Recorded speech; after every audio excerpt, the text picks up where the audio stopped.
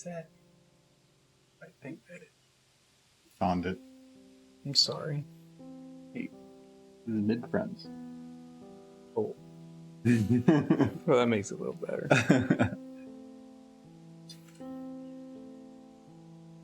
She put the art on it, I guess. I have a Rainbow Dash one upstairs somewhere. Well, yeah, I think you gave me one of those too. They're like super cheap, like $3 things. Hello, Jules. Edward, Jules beat you. You beat okay. You worked on this A little bit.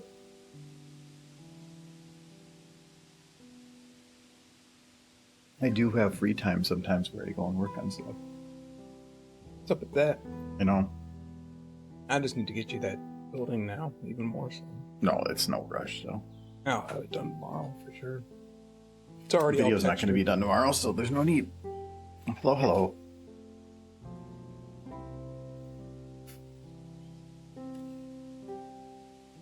Up like a stupid face. There we go.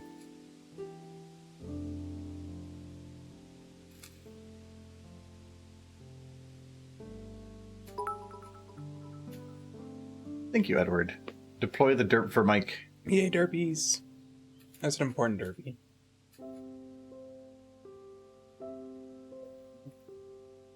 I want to say what's on the screen. I can't. Oh. Doesn't ruin it. It just does make it. You're speaking to yourself. I mean, I guess that's kind of what you probably do already, but.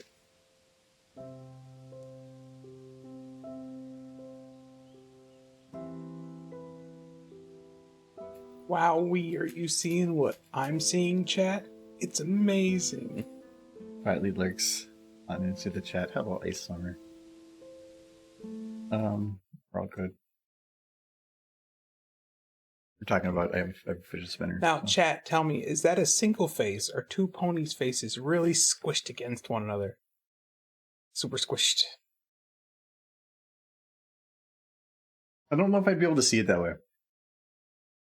But I think that you're just both ways. Your head is this like the was it the face of the Two Face thing? Yeah. Well, from the Pink Floyd album.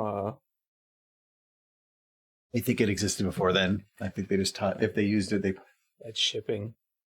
They posted You ship. can't ship yourself No, with one person. you can. They're clones. Like love me.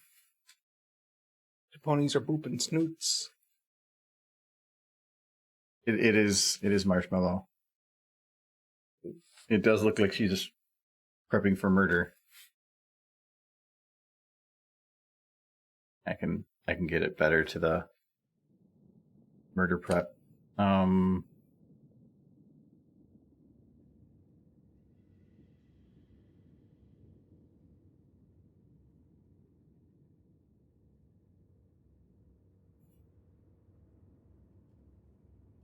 Piece of marshmallow murder. There we go. Is that closer to murder? It's more of like I just totally like licked your food face. It's mine now. Is that better? He's like I licked all the food in the fridge. Truly evil. Evil. Lieutenant Marshmallow. She's like, I'm so evil, I left my trash can outside the day after the trash was picked up. I just left it there. Like an evil. And just an evil. Like an evil. An evil, I'm like an evil. pure evil. I didn't even put... I put my raw meat in the trash without a bag. It would have smelled so bad. She sent mail, but she didn't lick any of the envelopes closed. It's a war crime. Yes. I'm gonna undo all that. Okay, so I did do a little bit of stuff on this. The establishing shot's gonna change because Michael got a version of us, the Carousel Boutique from the outside that I can toss in somewhere as an establishing instead, so that'll work a lot better. What I also like about that is I have to build a lot more of an area if I have to do an inside establishing. If I can skip that, it makes that a lot easier. Plus, like, oh, I guess lighting is off, but like, with no lighting, she just kind of melds into the floor.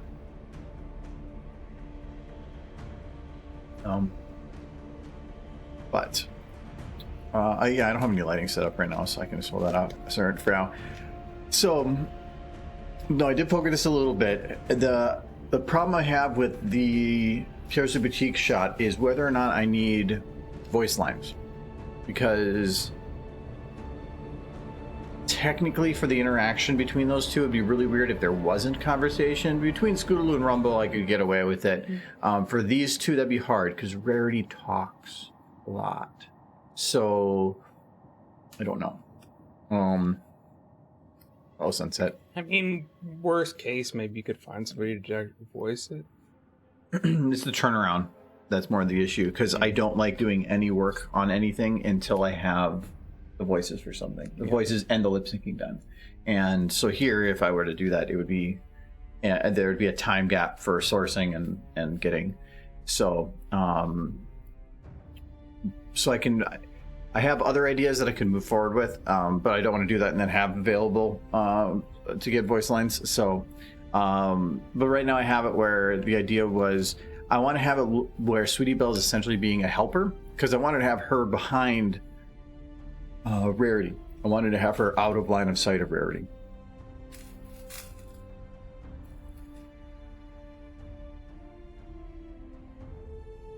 You were stabbing me. Good. Pain is life. So to do that, I wanted to have like Rarity working on something. So Michael's stomach is making a lot of noises.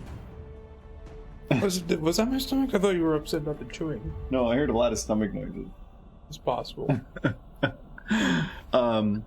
So the idea was I wanted to have it where You're just making noise. I'm trying to be quiet. there. So the idea was I want to have her like at a working table and stuff. So I kind of set that up. So the idea was to have it do an establishing shot, which is probably going to be like from back here, this type of angle, not inside looking, but outside. And actually, if you look at the size of this, it kind of fits. It does fit. It's just, I think the door seems a little small. Well, I think that also they've shown her like in a kitchen or something in here, and like the scale that they've actually utilized these areas. Well, that's just like the center of the whole. Like, it does make sense. Like, that's the center that goes to, and then the kitchen's on the, like. But the actual scale that when they actually show it, it seems like it's still a lot bigger than they show it. Yeah. But anyway, but yeah. So do an establishing back here. Fart noise is overrated. Stomach noise, the hot new noise to laugh at for some unexplainable reason. Well, yeah, because stomach noises are ha ha and then they're done. Farts are where you're like ha ha oh. Go from the inside of the boutique. So this is an actual model.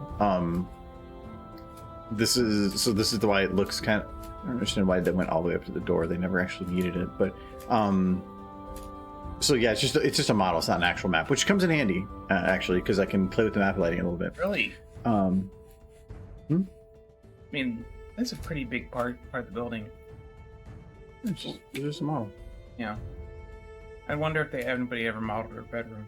No, this was made for a specific purpose, and so they made just the part that was needed. There is a mirrored version of it though, which is actually pretty nice to have. So it's the same thing but backwards. Anyways, so the idea was to have her working on something. So to have her do the standard rarity thing. So I have her like this little jewel, and she puts the jewel down, and she gets put down. She's like, "Yay!" And she's happy. And then it's gonna back up, and I just like made some random. These are all individual little jewels. It wasn't that hard. It's just circles that are layered on top of each other. So this would be to establish the boutique, establish that she's doing something with art. Then have it back up so that you can see that Sweetie Belle is there. Have her, after placing that, basically request something from Sweetie Belle, and then have the camera in the next shot switch to something like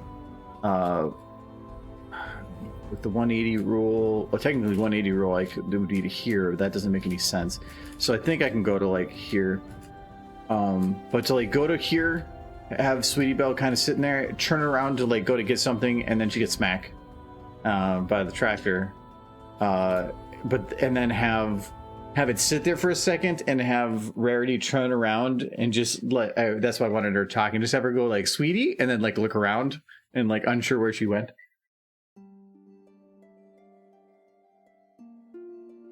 Okay. So that was kind of the idea for it. And so it wouldn't be overly complicated. It would be, it'd actually be pretty simple because like animating wise, the animating for this is easy. It's her head. That's super, super easy. I basically already keyframed it. I think the hardest part for this is going to be the blur. And I'm sorry, blur chat. Not making fun of you. Hello, Joseph. So the reason it's difficult is because to get the right amount of blur is hard. I want to have her in the distance have like a specific amount of haziness, like the depth of field blur, the bokeh effect on it. So I want to have the right amount that is still detail oriented, but still where you're looking where you need to look.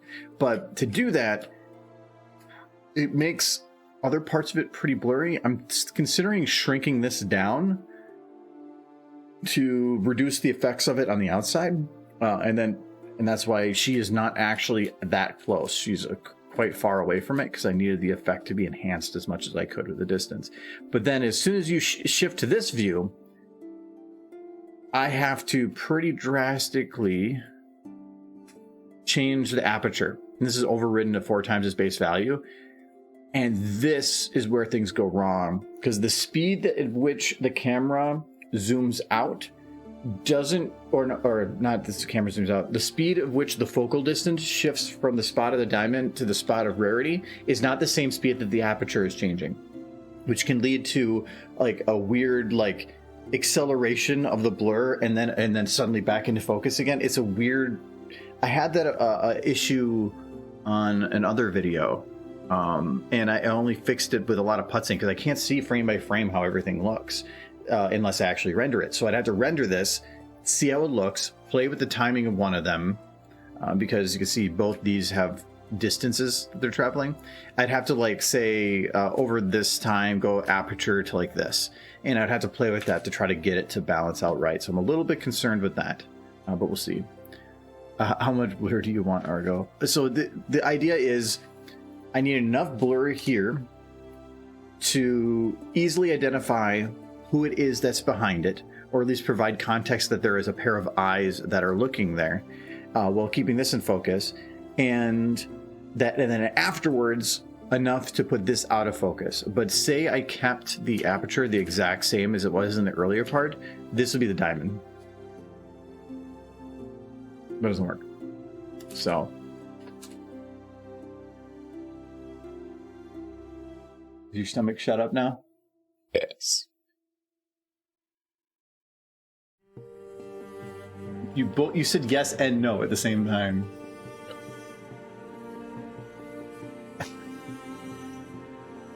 Yes, gas. Look, Rarity Six look like face through the ground in that frame. Oh, I think in this one they might be. Yeah, they are. And this, if it's out of camera, I don't care. And actually, in this shot, if this is what I was going to go with, I can get rid of a lot of stuff because, like, I don't need this, and I don't need this, and I don't need this. So, but I don't like changing that stuff until I'm moving from red to orange on there. So we're moving from the planning phase to the actual, like, animating phase, because things change, and I don't want to, like, change the camera or the whole idea here and then have to replace all those models in. So I'm not cleaning it up until then. So yeah, so that's basically there. This looks like a kind of crap, but I don't even care. It's well, your design, your art design, art skills my art are really design. showing. I made circles. I had no idea. I wasn't going to spend forever placing goddamn gems on a blanket. I was thinking about Rarity like would? I originally wanted to do it where like I was trying to originally to do that where like this thing would come up and she would slowly put that on there. But then I wanted to have it show her face or something behind. So then I'm like, well, does this work? But then that didn't really work because you'd have to have it like at a weird angle. It just wasn't working. And also this is not detachable. I originally had it where this thing was wearing a hat and she was putting the hat on it. That also didn't really work because this shot here provides two things. It provides what they're doing and who it is that's doing it. If I did it where it was up on the mannequin, I only be providing one of those. I'm trying to make things more efficient. No, I mean your circles are great. Yeah, I spent longer on these circles than I should have. You see, don't like hate on my circles. 2 whole colors. I tried adding others and it just didn't look right. Because so my now great you're art. the Fashion expert. yes. Rarity. I'm taking over. This is your fashion is crap, and we're gonna be selling Teenage Mutant Ninja Turtles pajama pants from now on. That might be good. Oh no, I have a Macho Man Randy Savage. Actually, to get technical, at the time it was Macho Man Randy Savage WWF. At the time, what time? It's WWE now. When Macho Man was there, it was WWF. Oh yeah, working for the World Wildlife Federation. Oh yeah, gotta save them pandas. Oh yeah, snap into a panda. What does snap into a panda mean? Whatever it is, I doubt it's good for the pandas. I don't know. Their species could use a boost. Yeah, chiropractor for pandas. Oh yeah. We're gonna have the Panda Kings. Panda pants? The Panda Kings. They got the kings and the pandas. You have a panda kink? The pandas have Panda Kings. Do you have a panda kink? No, none of that. Macho Man Randy Savage may or may not have a Panda King. Macho Man Randy Savage loves pandas. Maybe a little too much. Sounds like the Kool-Aid Man. I think that's kind of the idea, actually. I'm just imagining a drink made entirely of Slim Jims. Isn't that just a hot dog? Just drinking up the hot dogs. This is a hot dog. Yeah. It's like what you did, hot dog in a blender.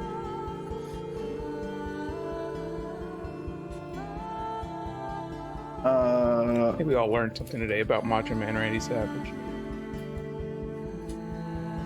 Alright, so I don't know 100% what I can do for the talking portion of things, but I can at least move forward because she has to get hit by a tractor. Sorry, sweetie. So, might as well just kind of move forward on that. Unless our wonderful Lord and Savior 15AI. Nope. So, nonetheless, see, she'll have to stay happy here.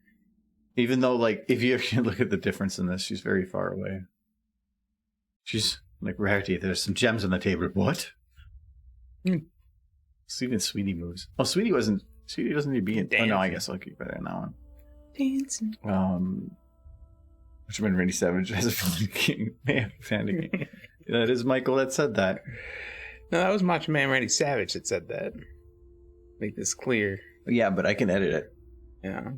You can edit it so that, like, your mouth opens and it says Michael. And then, like, has a Panda King. Michael Man Randy Savage. Michael Man. Still Randy Savage, but he's also Michael Man. So I'm just gonna do some really rough cut here. So, so she's kind of happy, and then I need her to not be happy.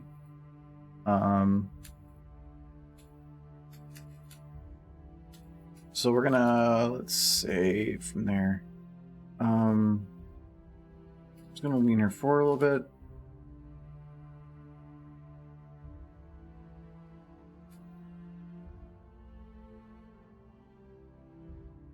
Not doing any body motion because that's gonna be the biggest time consumer. It just emphasizes more that Rarity was older than the others. She's the only one who needed glasses. Well, no, she's working with very precise things, and if it was very, very small and up close, they're probably just magnifiers. They're probably just ones that help her see up close better. It doesn't have to be age. It could just be that she's old. She could be farsighted. Yeah, but even then, if you have 20/20 vision, you don't need anything. I've worked with very, very small stuff, and any kind of magnifier lens just threw me off. But she doesn't maybe have 20/20 vision. Maybe she's farsighted. Maybe close things up close, you just can't see as well. That's not just age. You can have bad vision and not be old, Mike. No, even a child wearing glasses is probably in their 50s. And their eyes are. They're 50-year-old children. I'm gonna go with Rarity here. Well, she's strong, so she's a child again. Michael. Yes, old lady. Murder you in your sleep. It's fair. I'm gonna lock Derby in my basement. I mean, I assume that's where she already is. She doesn't get out much. Tasty horse. Just waiting for that episode in G5 where the new characters all visit the graves of the previous characters. Would that be fun? Everybody should be looking forward to that episode. The graves of like Rainbow Dash and Rarity. I don't think they're gonna do that. What? They're gonna say that they were hibernating. That's what the show shows. They were just hiding in the snow this whole time. Rainbow Dash just forgot to hit the snooze and or put on the alarm, and she never woke up. 30,000 years later. They're gonna do something where they either time travel or like Applejack wakes up in a block of ice. Well, they're just gonna go fall her out like a cave horse. They're gonna go the MCU approach, and it's gonna be like alternate dimension. Yeah, and then it's gonna be like this dimensions colliding, and that's you can't say they didn't exist because they showed them there. Yeah, they existed in the world, but it's basically implied that they're like 100 years in the future. Marketing. But I think it was fairly clever to do it that way because they wanted to introduce a new cast, but everybody would be like, we like the old cast better, but the horses in this new show are basically going to be like, yeah, we like them better too. But they couldn't have reused the old ones. You can't use the same ones forever. People don't like change. No matter when you do it, it didn't matter if they had 15 seasons, whether they had 3 seasons. People would be angry about any type of change. So the fact they're going to put new horses in there, everybody's going to be like, but I like the old horses. And then you give it like the movie and like something else. And then they're like, oh, I like them now. They're pretty cool. Because people hate it until they have it and then they're okay with it. But then they never want to lose it. Well, yeah, we could always use more like horse waifus in the fandom, but getting rid of the old ones. They didn't get rid of them. They always exist, and now the fandom can control it and do whatever they want. That's kind of a scary thought, actually. Well, no, it's already happened. There's no undoing it.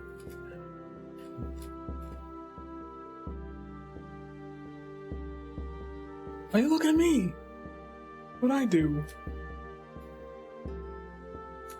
You gave me this Panda Slim Jims? Is that where they come from? Yes. Is that way? Slim Jims are made from pandas. When's the last time you saw a Slim Jim commercial?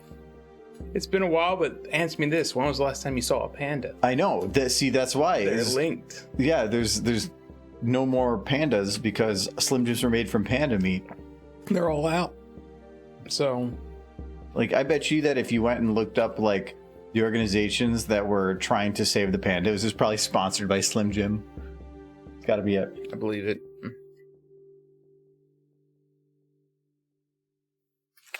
I wasn't looking right. My right eye's worse than my left, and I was covered by glass, and so I just remember that you wrote Panda Slam Jam. And now I'm thinking of, like, is Kung Fu Panda and Space Jam, like... I would watch that. Or, well, I would watch it, too.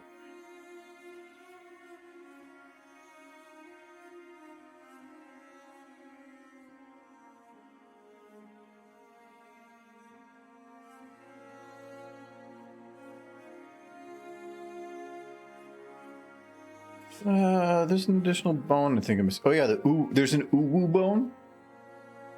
Yeah, you have been using it. I noticed. It's just a little bit, and it definitely got the cat. Smile. It added a nice for that. For the smile, it was nice. For this, I'm not gonna be like. So that's going into like the Grinch territory. Ooh, like, ooh. I'm a mean one. Wait, now is the Grinch a furry? Come on, Chad, help me. Is the Grinch a furry? Well, I think a furry isn't just if he was born as that. Born as that. I know, but furry to me implies somebody that likes that style of art and a lot of the things around it. Just so if a cat girl's born a cat girl, she's not a furry? Well, no. Well, it would depend. I would think no. If she was born that way, no, because there would be a very big distinction between furry then and furry then. Like there'd be what would be the difference between the two? There would be none. They're both furries. But one of them is weird, and the other one is a cat girl. One of them is weird, and one of them is a cat girl. Okay. I don't like being judged by Rarity like this.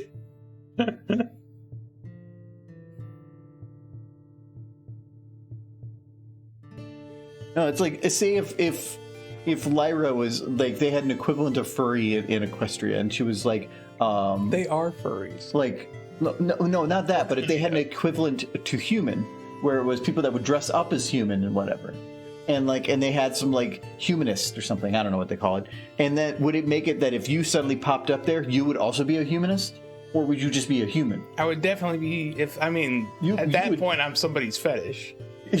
So there you go. And it's definitely going to be the humanists who are really into me. Well, the fact though that you just brought up that if you popped up into Equestria, you would be a fetish, probably just got you really excited. No. I don't like this line of reasoning.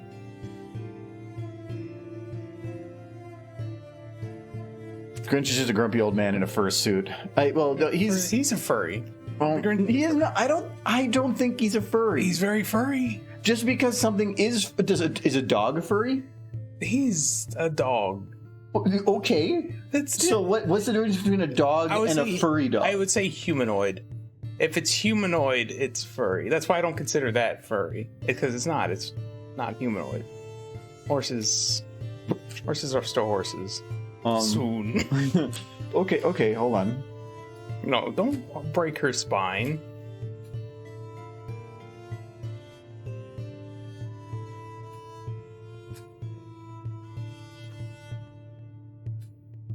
Poor Sweetie Belle. She liked her spine before you snapped it.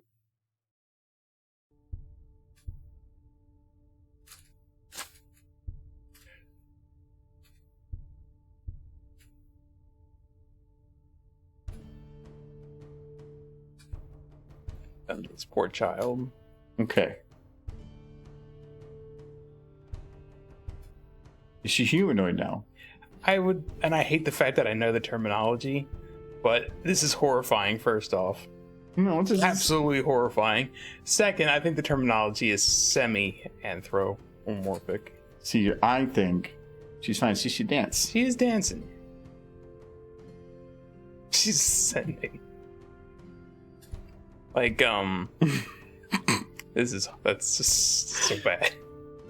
It's like, she's like, come on and slam, and welcome to the jam. Come on and slam. If you want to jam. The Macarena, Macarena, alright. Let it go. No. Let's do the twist. Come on, baby. Let's do it like this. Oh no. She became the ball. But like, I wouldn't consider Clifford the Big Red Dog to be like a furry character. And I don't really consider horses in that line either. But the humanoid characteristics? Physically, no. I mean, they're sapient. But so you're saying something that is a human but with just excessive hair. Some animal. So Chewbacca is a furry. Chewbacca's a furry. Yeah. Chewbacca and the Grinch are furries. Give me your fan art, everyone. I want my Chewbacca. No. Chewbacca Grinch furry fan art.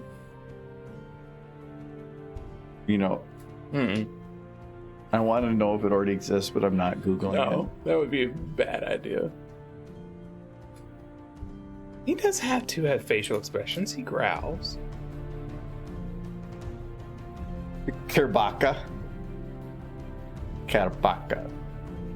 Plato's Sweetie Belle is the ball. She is. Oh, there's the new quote there. The fact that you said it'd be that you said you'd be a fetish if you read an equestrian probably got you very excited. Oh, there was plenty of things Michael said that would have been more embarrassing. Oh, you said that. I know. I want a Slim Jim Argo flavored. That is kind of creepy. We're gonna go with no. I'm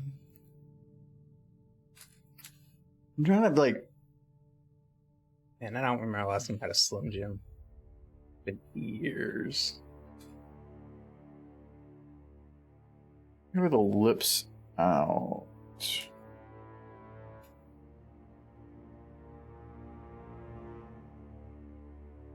I have a Furbaka, a Furby plus Chewbacca in my closet now that you mention it.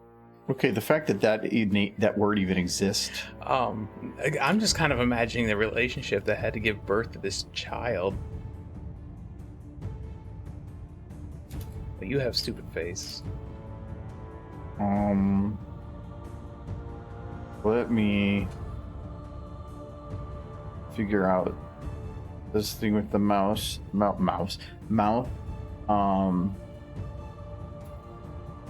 What is umu? It's uwu back upside down. I get it. You get it?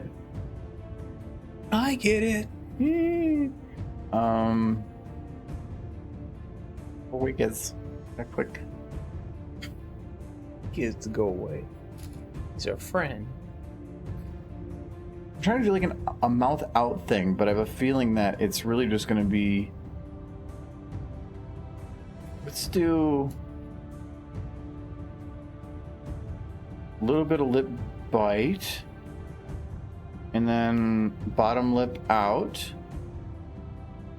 It's look at it's not lip out. That's lip allergic reaction. She got bee stung. It's like it's a register, and she's like it'll be $12. You just slip the coins in there. It's not. That's weird. Well, that's old mode. Now she's starting to look her age. There you go. Now she looks like she should be wearing those glasses. It's gonna be her stupid face.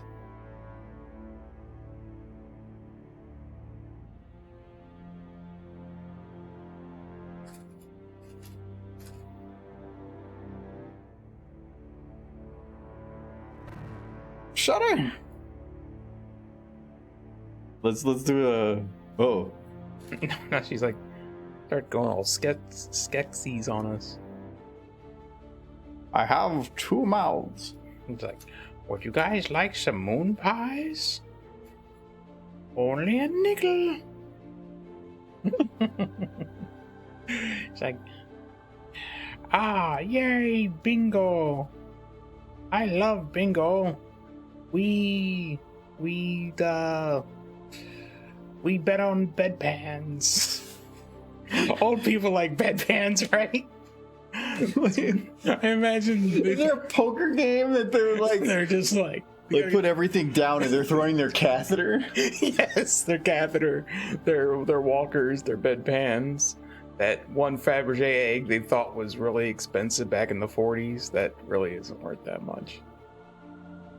Nobody cares about Fabergé eggs anymore. Actually, oh, that's the butt. There used to be a flex for making them old or like scrawny, and that flex doesn't exist on this one. Oh, this one has a tail base. Well, you've stolen her tail. Have it coming and turn into a beard or a giant nose hair. No. I know what to do. Okay, first, I'm gonna undo that face. There we go.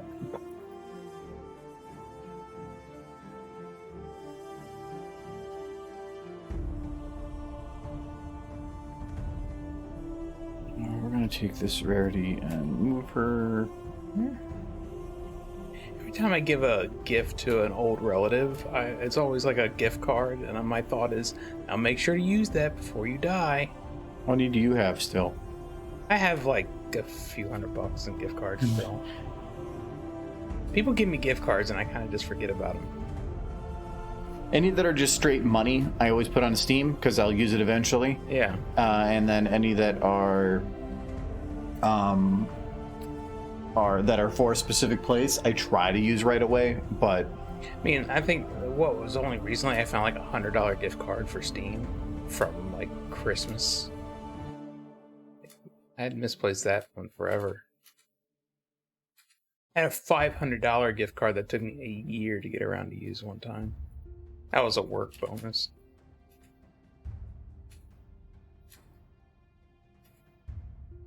Mustache.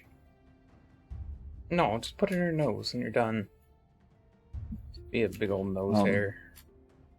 Yeah, like I had from work one time, they gave everybody a $100. It's gonna be hard because it starts at a slightly different spot.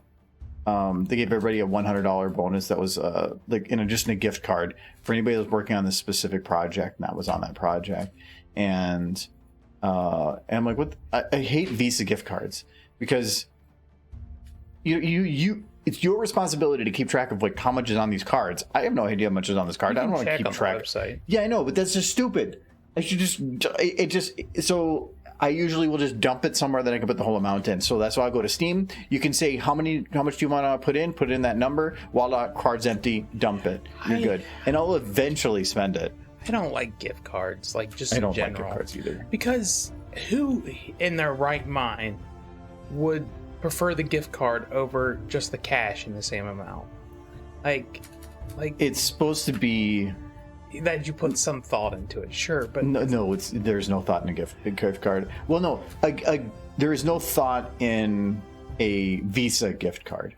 That to me is a business that wants to be able to write it off in the purchase of its gift card instead of in the transfer to the person. So you could do it as an earlier thing. So or something. They could still write off if they give their employer like extra money on their paycheck, and that seems like so much simpler. There's probably security reasons or something on it that makes it make sense, but I do not like Visa gift cards. They're just stupid. Employers just like put it on their paycheck for that month or something. It's easier for everybody. Okay, so she sneezed. That's where the hair sneezed came out of her booper. Actually, why did that happen? Sweetie Bill's just watching, like, fascinating. Well, I think the best way to solve this. Sweetie Bill's like, I can't wait till I hit puberty and I can grow facial hair. This happened when she sneezed. There we go. She's got the fanciest mustache. Yes, that's good mustache.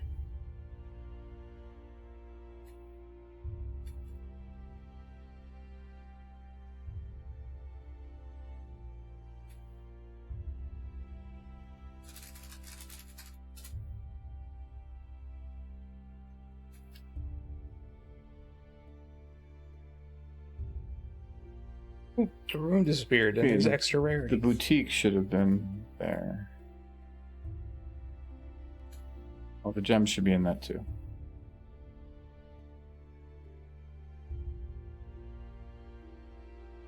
Actually, what was that one bad guy from the comic version? Or not the comic version, but the comic superhero? Maniac. Mm-hmm. Mustachiac. Mustachiac? I don't talk back. I'm making this entirely original theme song for Mustachiac. You're aging yourself. How many people know what song he's referencing? Don't say anything. Can't I sing more of the song? No, because then it cheats. Oh. I'm sure one person knows. I'm sure at least one person knows that song. I've actually never seen the movie that makes that song famous. I've never seen it. You're helping them. Fabulous stuff. I'm sure there's a lot of movies they can speculate that I've never seen. I'm gonna take a guess that you've not seen most movies unless they contain a horse.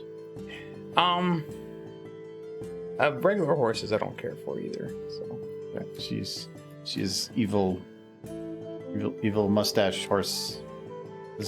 I will sneeze in your general direction. Hell no. And then she does the sneeze, and it's like, that's not what I was looking to do. A song by Pistachio? No. I heard Mike mention a song by Pistachio. Yep, that does sound like the song. You got it. No. At least one person in the chat has to know what song I was singing. Like, that's a pretty famous song. Yeah, but it's an old song. Yeah, maybe. Not old. No, but you act it. It's like, I'm not old. My doctor who performs the prostate exams says... How's your eyesight doing? This is really good. I don't even need these. I'm young and vibrant. Chat. You knew where I was going. Chat, I can... Tell me all the things about how I'm not blind. I can totally read the chat. That's crazy. Here comes Rarity's special attack. Oh no, she got the spin attacks. Yeah, this is a hair-raising event that's happening right now. Snoot. Hold on, I need to... Boopers have, like, defense mechanisms now. She heard your pun. Boopers have defense mechanisms. Okay, person with the blue name, whose name I can totally read. Okay, they're saying something. Hi, Michael. I'm taking a long time because I really am trying to like savor your message. Just dropping in to say hi. Gonna go back to delivering? Aha! See, I told you I was young. Don't even need my glasses. Alright, then you're good for the rest of the day, right? You know, I think they make my face look better, so, you know, I'm just gonna put them on. Even though I clearly do not need them. Clearly. My eyes hurt now. Yeah, squinting is actually headache-inducing. Thank you, Soviet Grapes. Appreciate it. It's good derpies. Yes, there's very much derp. Yes, good derp. Did you watch the new Argo Zone video? I started watching it, but I had like work to do. And you're in it. You're on the thumbnail. I know, it's weird. What's weird about it? Very creepily hovering over Derpy. There were like, derpies. There's a part during it that you were kind of you were like, oh, and I wanted to grab that, but it was very blurred and it didn't work very well. So instead I got creepy. Derpies. Look at her. She's a derpy. Our split end's her weakness. Yes, and scissors. Her weakness is her birthday, because it comes and she's like, no, I'm older. Well, we're talking about the mustache. Oh, the mustache. Oh, because you just went in whatever direction. My weakness is my birthday for sure at this point. Oh, I thought it was like everything. Yes, a pillow will kill me. Like, you toss that my direction, I will fall over dead. Oh, No, good to know. it's like a strong breeze on a summer day will level me out. Well, next time we have beans, I'll make sure not to aim it in your direction. Man died by flatulence. Fought death. Too much cabbage. Death by too much cabbage. Probably exists. It's just imagining a man farting himself to death in his sleep. Just suffocates. Culprit was cabbage. Your birthday being your weakness. Couldn't be me. Well, in a way, your birthday is your one and only weakness, because eventually it'll catch up with you where you have no more birthdays. It's sad. That's why you get cake. It's more of an apology.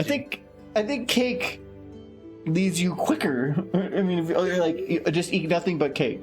What carrot cake? Can I Or have carrot face cake? your fears and have a birthday every day. And then die in like 50 days. Well, I don't think that the act of having a birthday ages you. That's how it works. If you don't have a birthday, you don't get older. That's why some people stay 28 for like 30 years. Is that what happened? Like with what was it? Sean Connery. Yeah, that's why. Is that he just decided to skip his birthdays for a little while, but as soon as he had one, it slammed him. Immediately aged him. He's Yeah. like, boom. He's like, no. Like those time travel movies where they suddenly accelerate in age really quick. Just imagining like somebody who didn't celebrate their birthday once since they were like 26, and then at the age of 90 they celebrate their birthday, and they just like, it's like opening up the Ark of the Covenant and they just start melting. It's amazing, but it's true. That's science. Can't argue with science.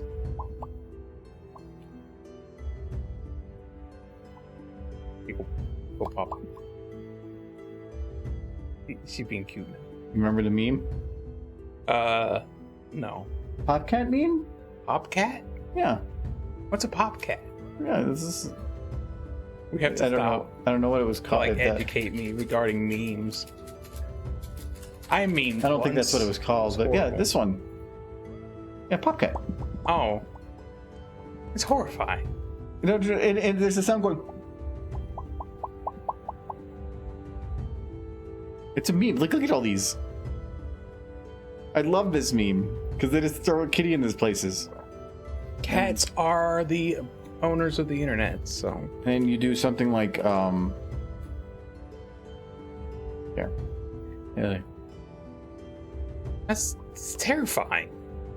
It's like she's like trying to inhale all of the air to murder the rest of us. So if we do, where's your head there? So if we do one, Later, sunset. all right, later, sunset. Go post derpies in the derpy chat. That's everyone in this chat. We need more derpies. There's just not enough derpies. There we go, Michael. You need to like spawn in a hamburger and feed it to her, because nobody opens their mouth that big unless they're trying to like bite into a really good hamburger. It's just a law. Oh, I can't. Here we go. There we go.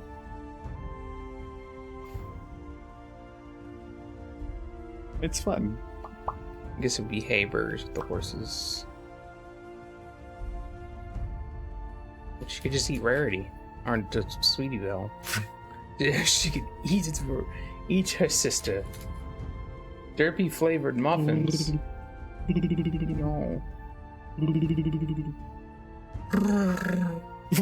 It's Chewbacca so bad. No. It was even in the newer video. You doing something else sounded more Chewbacca than your Chewbacca. No, it's a cat purring. No, that's a bird. How do you not know how to do? It's back here. No, we did this exact same thing last time. No, because you keep trying to teach me how to do Chewbacca.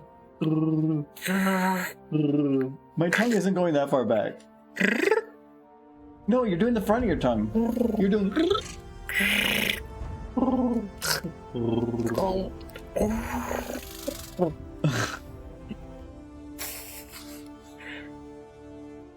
What's that for?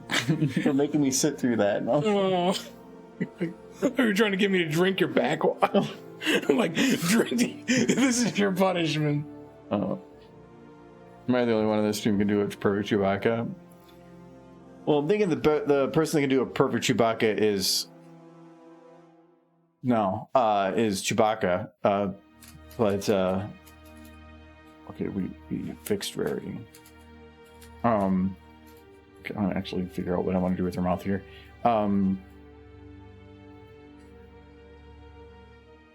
So what I'm looking to do is turn off rotation local. So the nice thing about having the mouth bones is it allows you to basically completely shift the mouth a little bit, which has its uses.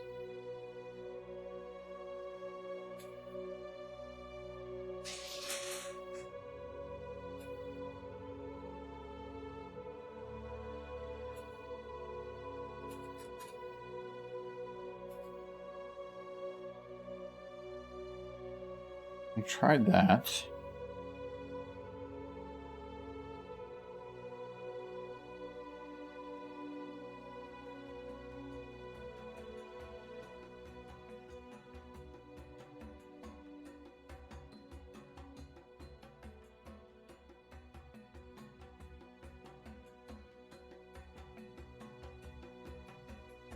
Where's mouth neutral?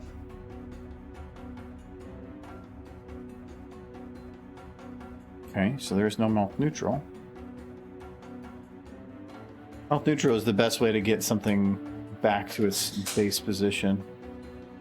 Lower teeth right. Yeah, I don't want those bones.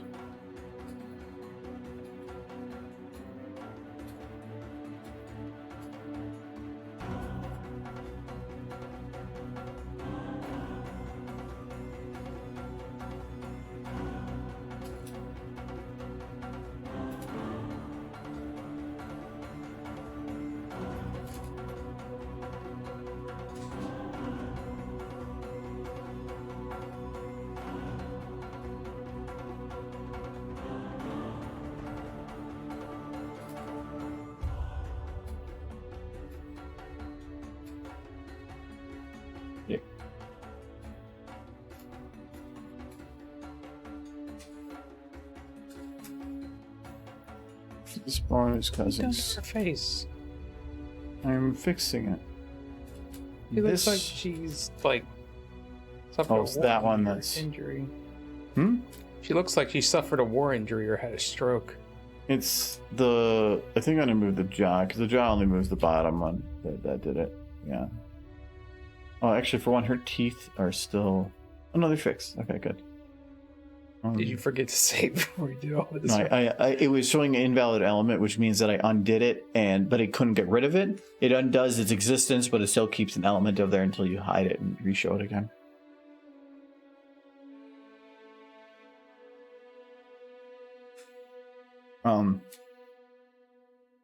What I'm trying to do is 100% possible. I'm just trying to get something so I have an idea as to what I'm going with.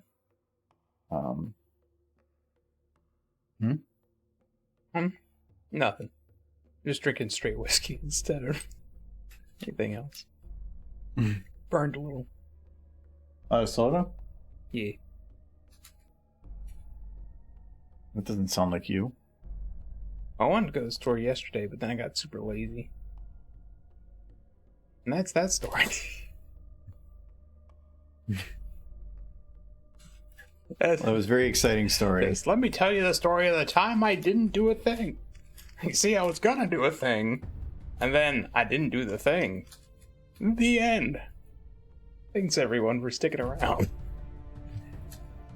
That's followed by, like, if you ever have grandkids, them saying, "Can we go home now? Grandpa's talking again." Well, Grandpa's trying to let you know all the things he did before he keels over, so sit tight. That's why old people talk a lot. It's just... Well, yeah, but it's a lot better if they have interesting things to talk about. It might. Maybe. What is causing the collapse right here? It's where he had a stroke. There's no... That's who she is now. There's no bone. Okay, this one does? Oh, okay, there we go. I thought when I was trying to move that one before, it wasn't doing anything. It is a cute little smirk. It looks like she has now. Yeah, that's what I'm trying to get. Oh, okay. Yeah, so this is the bottom one. Okay. It's more like a smirk and less like a. It's really expressive. Mm-hmm. That's the most expressive face I think I've ever seen on any of the models you've done. I mean, normally you have good, but it's the first time I've seen them smirk. Have you had them smirk before? I want to see a smirk.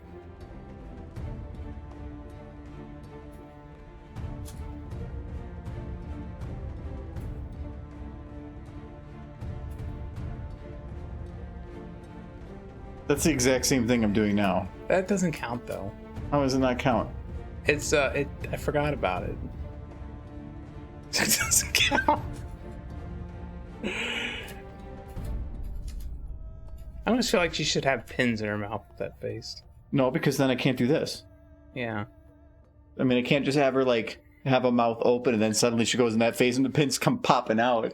Like she just regurgitates them whenever she needs. Spits them at Sweetie Belle. She's a living nail gun. Yes. But wasn't there an episode she was legitimately using Spike as a pincushion? Yeah. And it clearly caused him pain, and she did it anyways. Well, yeah. She's a monster. No, because it's Spike. He's into masochism. It's like, now we know.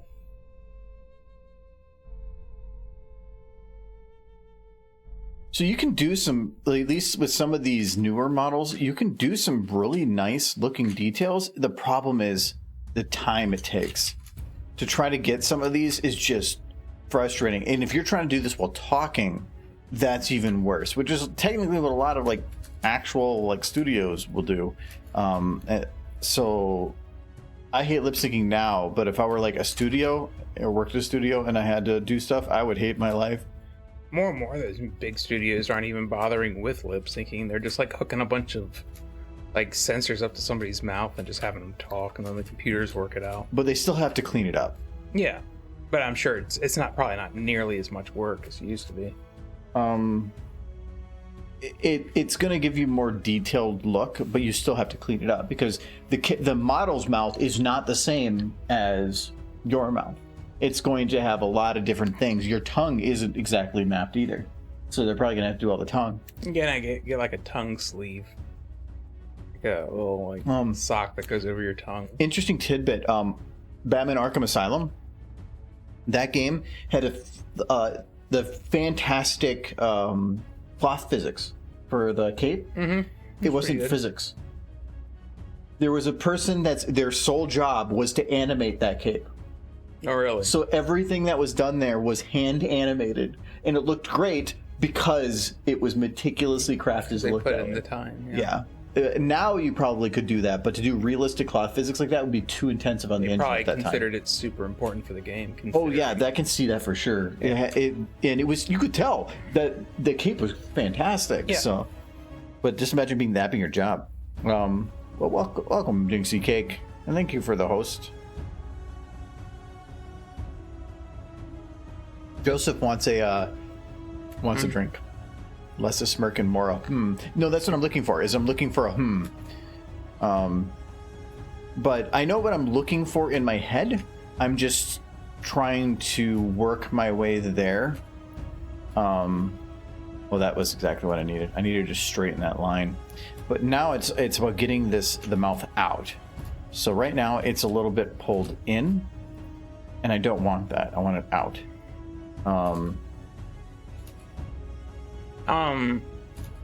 Don't you hate when you say you'll do a thing, but you also say that you won't?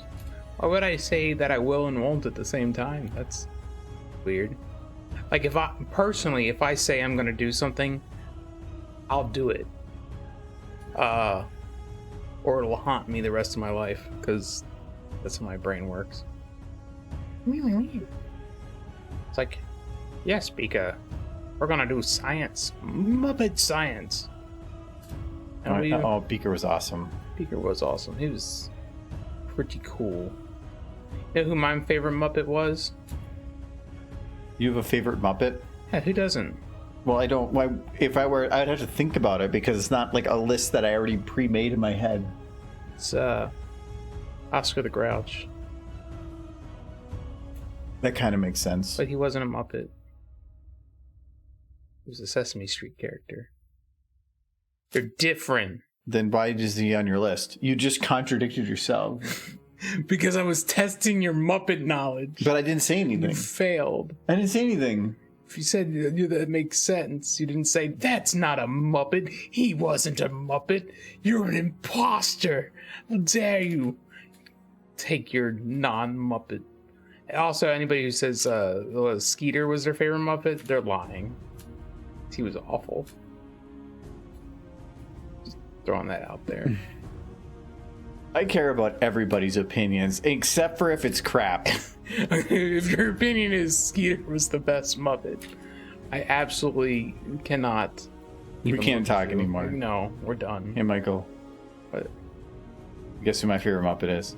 Who is it? Is it Rarity? No, She's cute. it's Skeeter. You're just no. I'm not going anywhere, but I'm going to talk to chat for a while. Hi, chat. No, I can't remember which one Skeeter was. He was that orange one with the little bit of hair on top. It's like the backstage manager puppet. Like everybody's favorite Muppet is Animal. Come on. Animal was fantastic. Yeah. I mean, if you say Kermit the Frog, you're pretty basic. Well, okay, so in the newer stream Argo one, the reason that you did the Chewbacca voice was because you were trying to do Kermit the Frog, and that was where you went Chewbacca mode. So Kermit the Frog here. No, you had the little little puppet. You had a paper puppet. This is only like January. How can you not remember this? I remember things from like 3 days ago. I'm sure it has nothing to do with the alcohol consumption. 3 days ago. No, were you see, you don't remember. Wait, were you drinking during the Valheim stream? I had one drink at the very beginning. And I might have come down for another drink later. Was that 3 days ago? That wasn't 3 days ago. It was 2 days ago. Yeah. Okay. Well, you probably had a drink 3 days ago. I don't think I did. I tend to only drink during streams. That's not true. I just forgot. I was immediately going to call you on that. I just forgot. It's different. That's cute. That's such a cute face. Yeah, I don't like it. It's not what I'm wanting right now. I mean, I probably don't need to put this kind of time into it right now. I do like smirking pony though. It's just I'm not going for a smirk though. You're going for a kind of face. Not that face. That's less cute. I've suffered a horrible injury. The doctors won't help. Do you love me? We'll get you to the hospital, Rarity. And get your face reconstructed. You know, if the reason you like Kermit Ice is because of the song Rainbow Connection, then I accept it. Because the song Rainbow Connection is pretty great. I have that on my playlist. Rainbow Connection is amazing.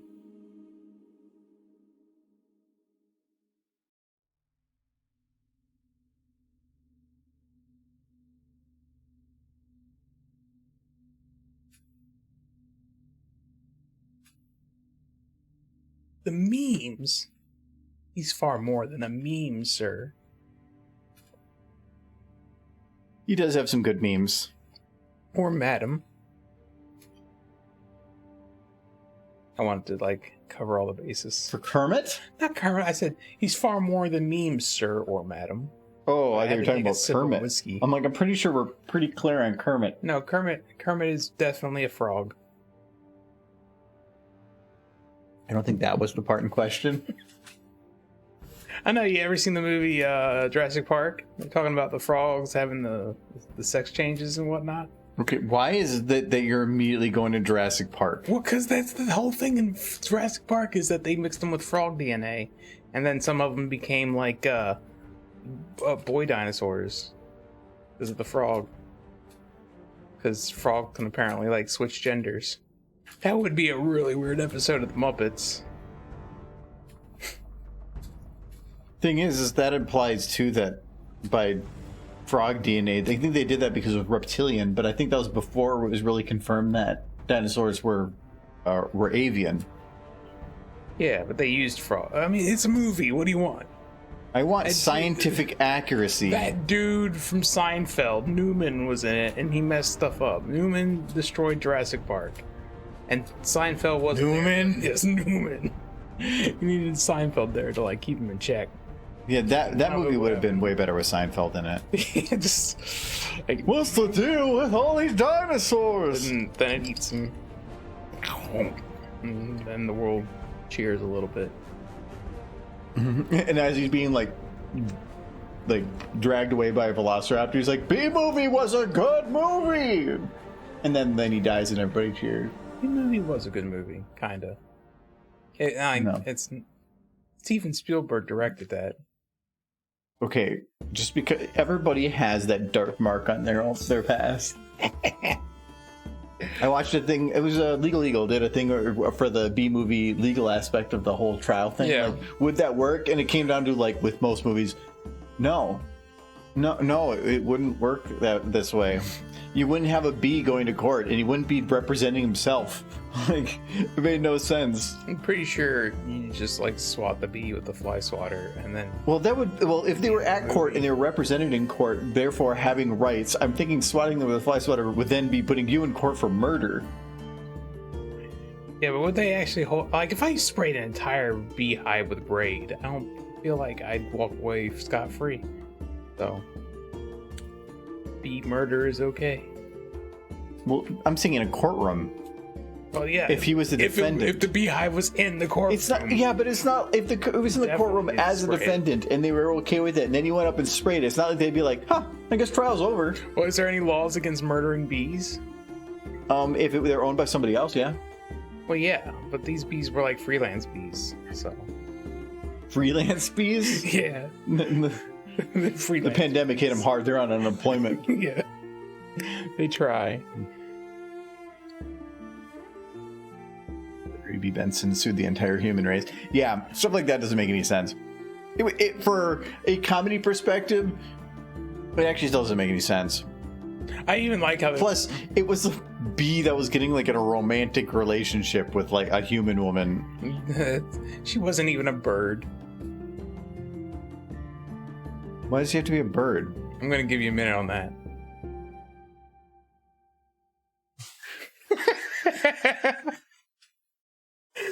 The moment it hit you was fantastic. You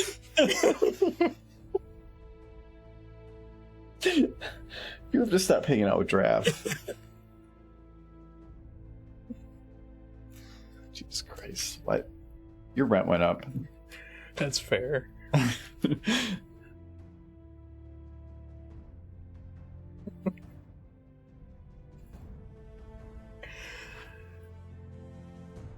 So here I want to have it where... Okay, is her mouth still like glitchy? No, it's fine. Bruh. Okay, so Jinxie got it too. It actually took me a couple seconds. Tweets and the buzz. Yeah, there we go. Is that the I'm trying to think of slang? like what's the connection between the birds and the bees? Oh.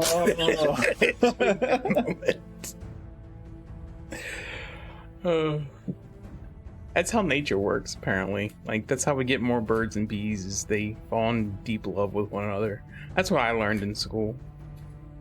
Why is it called the birds and the bees? I've never actually heard the, like, legitimate thing, but basically it has the bees pollinate and the birds lay the eggs. So the birds' eggs get pollinated by the bees. The birds and the beans. I want that. No, I want to know more about the birds and the beans. Birds and bees is a metaphor for explaining mechanics for production. Yeah, I get it. Relying on the imagery of bees pollinating and eggs hatching. But the thing is, the bees don't pollinate the eggs. Of course they do. That's how you get more bees. Like the bees carry their honey to bird eggs, and then the birds freak out when a bunch of bees burst out of the egg. Like, this isn't what I It's a wanted. very parasitic species. It is. Which makes sense because that's the male doing it. Yeah. I mean, but pollinating isn't. Well, I guess. No. But the bees pollinate for another species. So do humans reproduce by like rolling around in stuff and then like it's the bees. It's always the bees. I understand that the bees are the pollinator, but it also implies that the bees are secondhand to the act. If you visit like a beehive, like the farm or whatever, everyone ends up pregnant. That's just how science works. Pretty sure. My mom never taught me stuff, so I have to go on what the public education system has taught me. Oh yeah, good luck on that. In Kentucky. Oh, that's even worse. So I want to have it where she's kind of like sidelong looking at the table, but I don't think these eyes are. Oh, yeah. Okay, we need to fix that. So at this point, eye convergence needs to go back to normal. We could educate stream. Answering life's most important questions from stream folks. Yeah, I don't know about that exactly. School. Yeah, who needs school? Just come to the Argo stream, and Michael will teach you the history that he thinks is true. That's close enough to true. And go ahead. Oh, you got another stupid face. Hello, Legantino. Go ahead, chat. Ask me life's most important questions, and I will answer them. Yeah. Okay. Actually, let's do this. Michael has to answer any question you give, and he has to answer it in one sentence. That seems doable. So ask any of life's questions, and I will do. Hold on, and then we will. In the answering of the questions, for the stupid face, we're gonna. What horse do you want to talk as? Can't be Derpy. What does it's the only one that matters? Well, okay. Do you want Derpy? Mr. Ed. Do you want? No, there is no Mr. Ed model. That's upsetting. You want Mr. Ed model? I'm gonna load a male horse. No, it's gross. Can that orange juice talk? No. Darn it. Just load in a horse. A cute one. Give me a cute horse. You're trying to think of a not cute horse. Give me a cute one.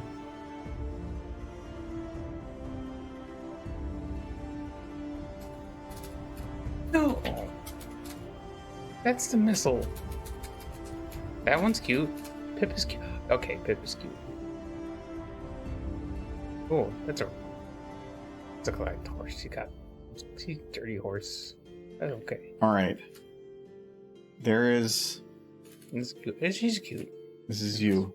So okay. So now, everybody, post any question. I don't care what the. I mean, is within the terms and conditions of Twitch. I know I'm looking at you.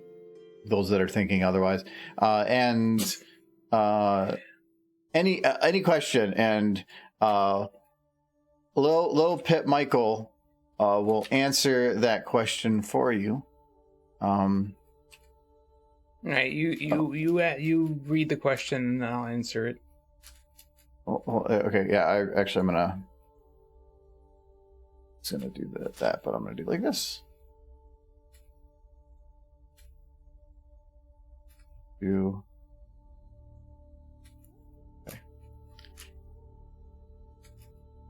Oh, I gotta put this lower. Okay. See? She's kind of dirty, but it's fine because it's fine. She's cute. So okay. She can roll around in all the mud she likes.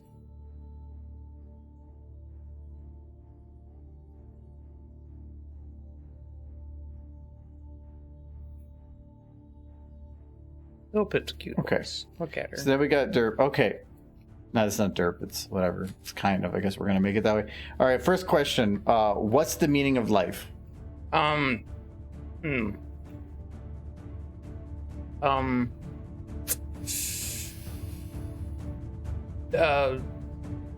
Buy Ovaltine.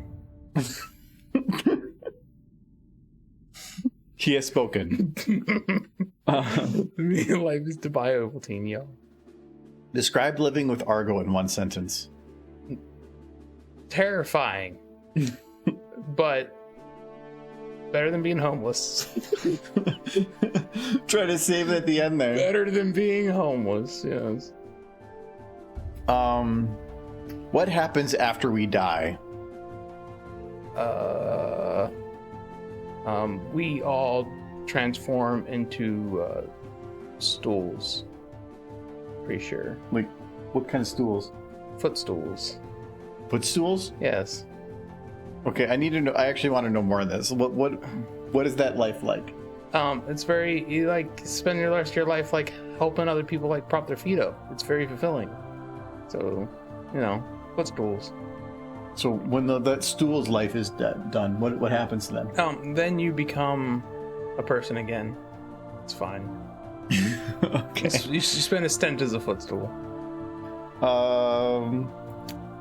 Did you try using local view target thing for the guys? Because that's what I use.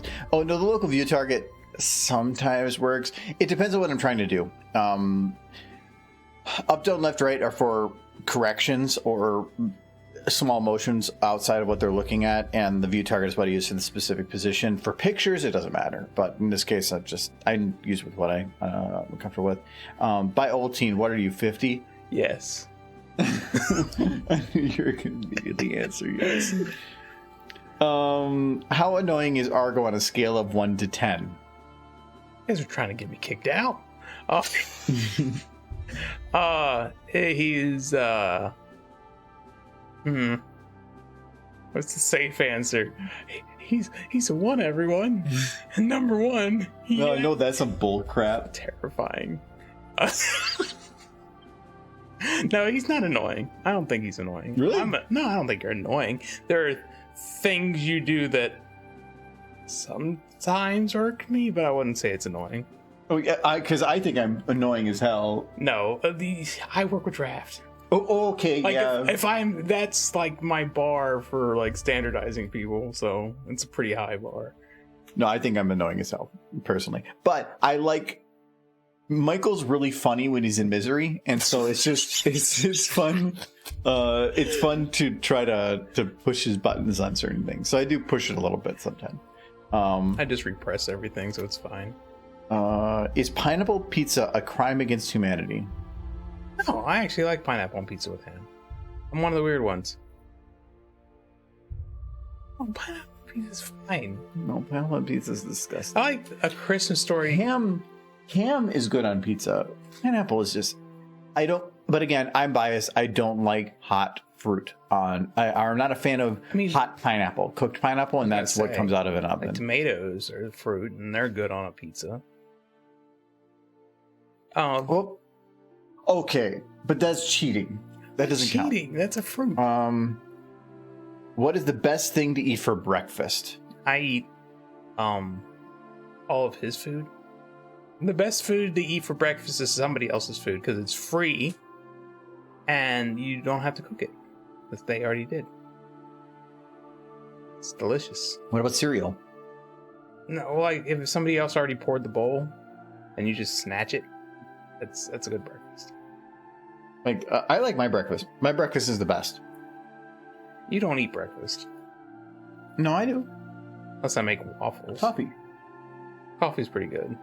Yeah, I have coffee. Especially if it's free. I haven't had, other than like probably 2 or 3 occasions over the past year. I think it's been about a year. I haven't had any breakfast. I skip breakfast most days. If I drink a lot the night before and I wake up and I kind of feel off, I'll usually eat earlier because I'd rather feel okay than like suffer. I will say I love the movie A Christmas Story. Ever brought up A Christmas Story? I love that movie because it's one of the few real good examples of life in like the 1920s.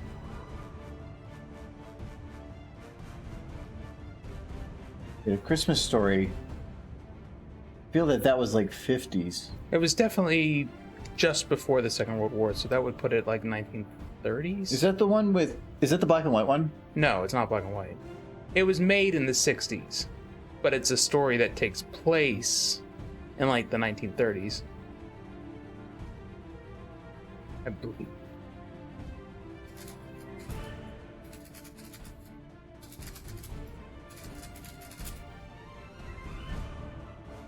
(1935 to 1940). Yeah. So 35 to 40. it's during World War II. Yeah. Or, yeah. Okay.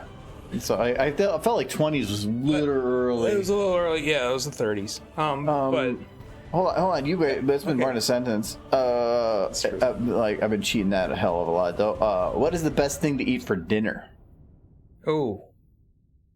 Whatever somebody else cooks, because especially after a long day of work, like, that's great. But not takeout. Takeout's expensive. Takeout's good though. It's good, but it's expensive. Depends. Like if you had like McDonald's dollar menu every day. Even then, No, that's like a couple dollars. That's not more. it'll add up. Like beans and rice. Beans and rice, everyone. That's the cheapest meal. I ate nothing but beans, rice, and hot dogs for the better part of 2 years. So there you go. Are humans potatoes? Babies are. Babies are just potatoes that have yet to become humans. You ever look at a baby? It clearly looks like a potato.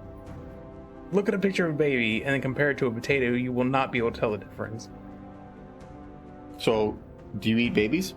I try not to, but it's real easy to confuse when you got a bunch of them in your cupboard. Babies are potatoes. Babies are potatoes. Okay.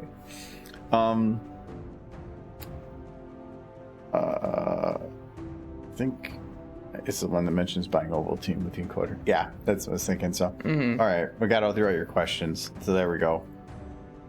So, do you have any last tidbits for life? Try not dying, because that ends it. Good advice, Pip. Yes. Good advice for life is don't die. Yes. How do you live your best life? Don't screw it up. Well, how do I do that? Well, I don't know. Keep breathing. Air is delicious. Air is good. There we go. Okay, there we did her stupid something. Two birds, one stone. Those poor birds. Yeah, I know. They're now banging bees. Yeah. Well, the bees like invade their nests and pregnate their eggs. And we know this now. Yeah.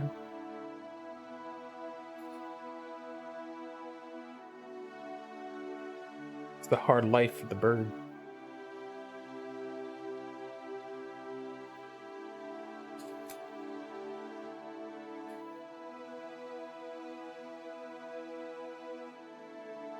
Trying to think of like when you lean over to, you're looking at something, but you're leaning over to tell somebody something at the same time.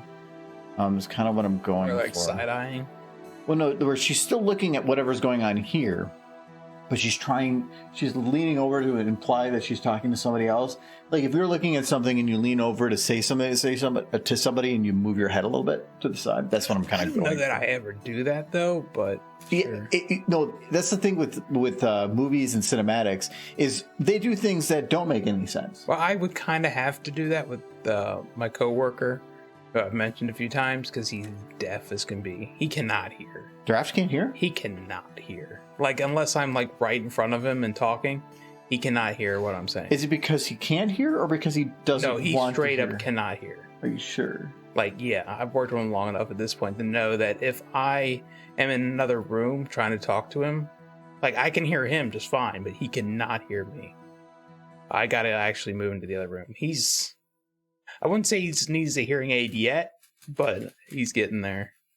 I used to work with somebody that had a hearing issue where they were attacked by a dog when they were younger, and it did some damage to their ear, and so basically one of the ears they can't hear out of. They have a hearing aid in that one ear to help them hear, and Is When their other ear fine? their other ear is supposedly fine, but it does make them difficult of hearing. Yeah.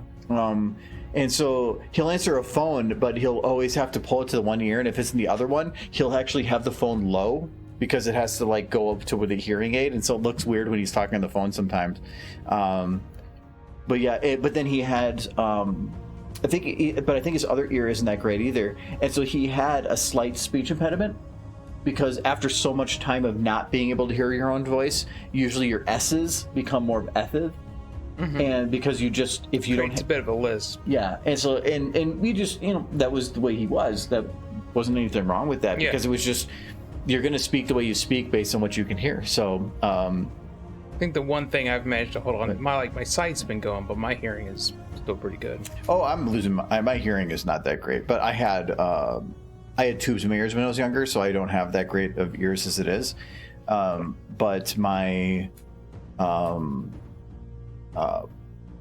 I also used to listen to way louder music when I was younger than I should have. So I am paying for it a little bit, but at the same time, whatever. I was somebody in my car who would just legit. I think somebody got in my car, and I always listen to my music really quiet. I do now, yeah. Because I grew up in a pretty big family, and everybody in the car would be talking to each other, so the music was always low. So I just kind of stuck to that. I never turned my radio up real loud.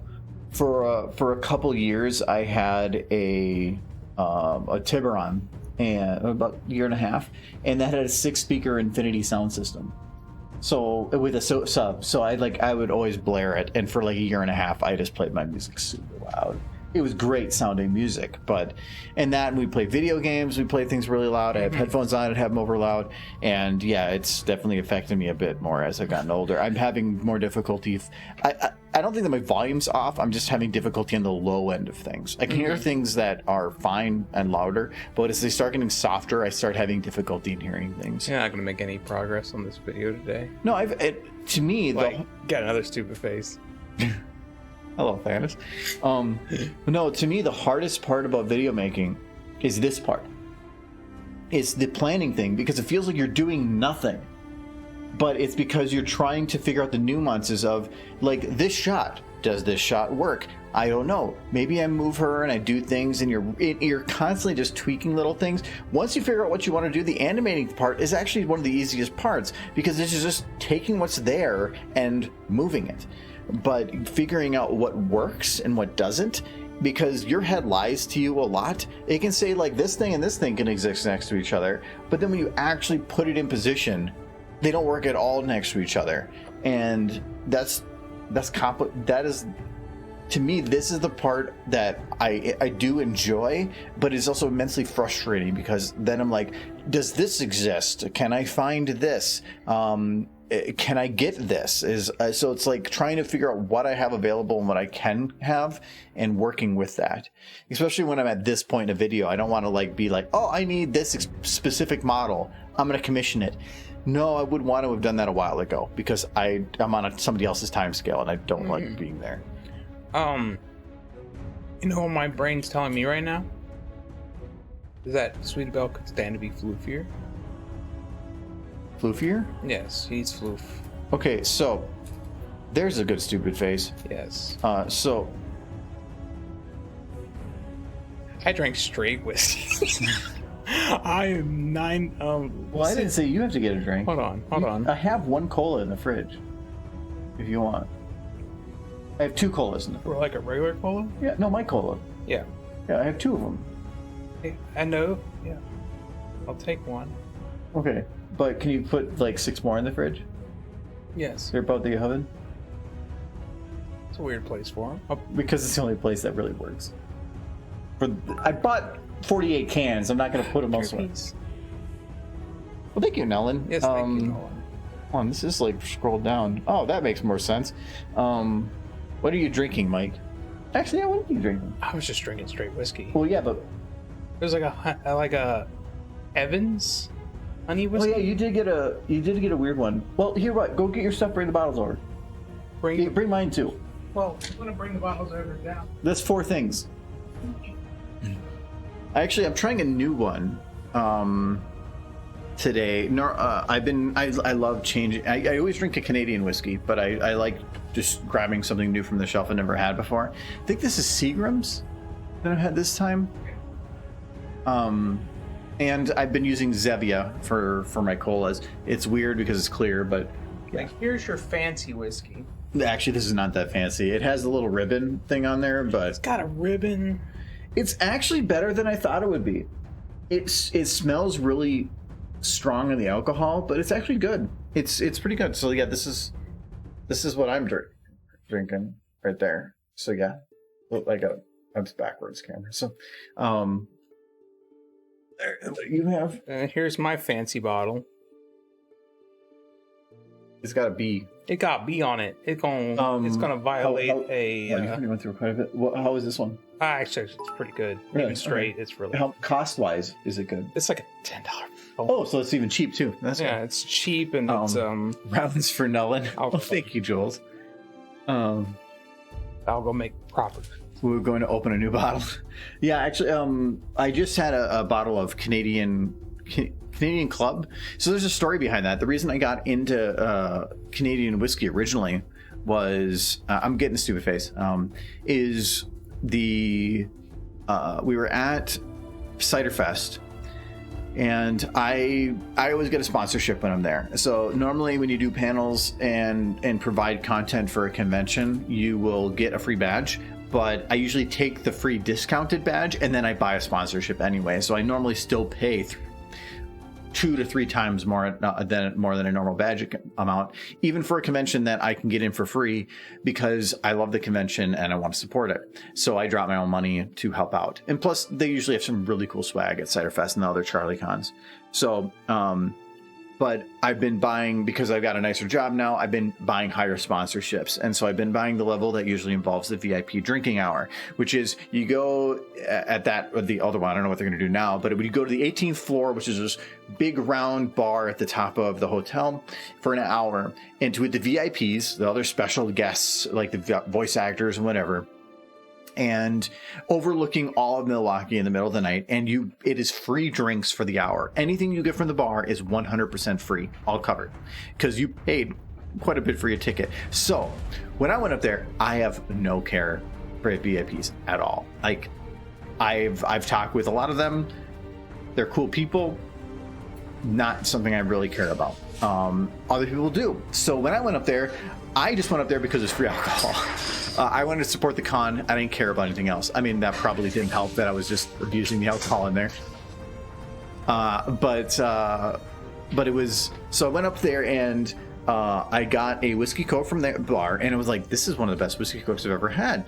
And so I went up and asked the guy, and I was like, so what whiskey did you have this? And it was Canadian Club. And it was at that point that I thought it was just Canadian Club. No, it's Canadian whiskeys are my thing. And so that's why I get those all the time. But we went to the bar and I got one of those, and it was a super long line. But then everybody gets stuck, like, there's always like a crowd of people that like collect on the VIPs for the conventions, and they don't want to lose their spot because they're up at the front of this and they're talking. And so they're like engaged. And so they get stuck there. And so then the bartender, about 20 minutes in, had nothing to do. He was just standing there. It's free drinks, people.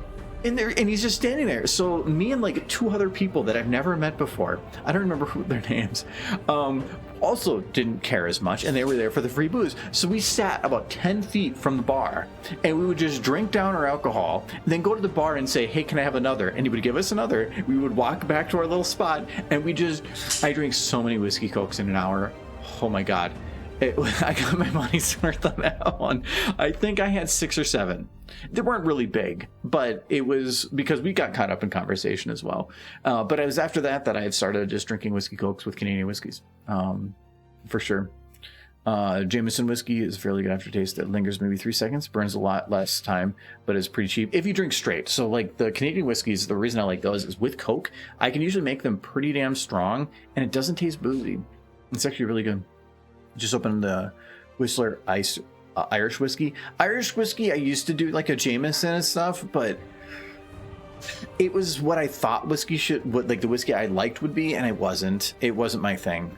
Not to say that there probably isn't ones that are better or that are very good. It just, I didn't really enjoy it as much as I would want to. Canadians have been my favorite thing. Canadian whiskey is a great starter alcohol. Silver loves all Crown Royal. Crown Royal is great, but it's expensive. Thanks for the follow, Loki Loki. My favorite. I'd say this will get me kicked out of Kentucky for saying it, but my least favorite whiskey is bourbon. I do not like bourbon whiskey. Yeah, to me, well, no, the Bullet whiskey that we got, the bourbon that we had not long ago that one of my coworkers got was pretty good. But yeah, it's way. My favorite right now is probably still Canadian Club. I went through a lot that are there. Bison Ridge, I think, is one. That one was pretty good. I can't really remember because I just kept grabbing new ones, and by the time I got through the bottle, I can't remember it. I need to start actually like listing things so I can grab some good ones. One I thought was good, now I realize isn't because it was cheap. But a Canadian Club has always been a great. And there's a Canadian Club with apple that is fantastic, but I can't find it in anything more than like the little $1 bottles. I can't find a big bottle of it no matter where I've went. I know it exists, but I can't find it. Sounds dangerous. Oh yeah, it's great. Hello, Jordan. Your BAC must have been through the roof. Oh God. Well, when we're at conventions, Friday and Saturday night and Thursday night and potentially Sunday night, I think that makes every night. Every night we're drinking quite a bit. Especially on the nights that we do the bad fanfic panels or the super fight panels, because we normally will drink a couple drinks before we go in. So we're kind of liquored up, and then we'll drink through the panel, and then we drink after the panel. We get pretty hammered. It's just about finding a nice level to get to so that you don't get overly drunk and just pass out. Because we're usually up to like 2, 3 in the morning just bull crapping for like, usually we'll start at like what, 8, 9 o'clock at night, and we'll go until 2 in the morning every night. So thing about bronies in general, including, and we're not excluded from this, is that socializing can sometimes be difficult, and alcohol helps with that. So yeah, to a degree. I have no problem with the socializing stuff. It's just my brain normally runs way too quick, and the more I drink, the more it slows down, and I can start actually thinking correctly, or at least what I feel is correctly. And I can start actually like, I feel like I'm funnier, and I do funnier stuff when I'm drinking because I can come up with more random stuff. I think, but I mean, while you're drinking, think you're funnier while you're drinking. Yes, I don't think I am. It's me afterwards looking at things. I just know, like during the conventions, like just speaking of conventions, after any panel, you tend to get swarmed by people. And the only thing no, that was BronyCon. Yeah. Not so much anymore. I always just remember sticking around, like hanging by, because you've had some stories where somebody like backs you into a corner or something. Not normally after a panel. After a panel, those will normally dissipate. Usually it's been the random people, or and that's only happened like a handful of times. Yeah. But I used to be very trying to be nice about it, but I am not anymore. Like I've already worked out like in my head like scenarios in which I'm like, hey, we gotta go, when you clearly look distressed. No, I'm a lot. I used to be where I would try to be super nice to people, because when you're a public face for stuff, being an asshole means that people aren't going to think of you. They might have in their mindset that they're trying to be a nice person, that they are a nice person, and they're not realizing that they're doing that. So if you immediately jump to being an asshole, all they're going to think is that you're an asshole, and they're going to tell other people you're an asshole, and suddenly you're going to like have a bunch of people that think you're an asshole off of the wrong thing. And so sometimes you have to just bite the bullet and be nice to somebody that is being an asshole to you, because you are a public face.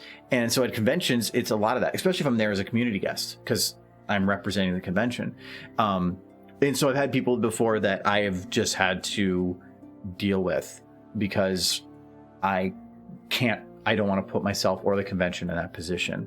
But when I did, but then there's other times where I've had to just tell people, shut up. Like, you're done. Please just leave. And I try to be as nice about it as I can, but it happens. But yeah, and I've had it, like, it was mainly at BronyCon because there's so many people that after panels, we would normally say, hey, we're going to be hanging out over here, because they always kick you out of the room.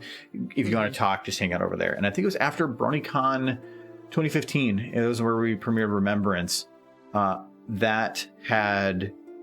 I was there for an hour and a half after the panel talking to people, because it was just nuts how many people like hung around afterwards. And I was like just being surrounded in a semicircle with like a 2 to 3 layer of people deep.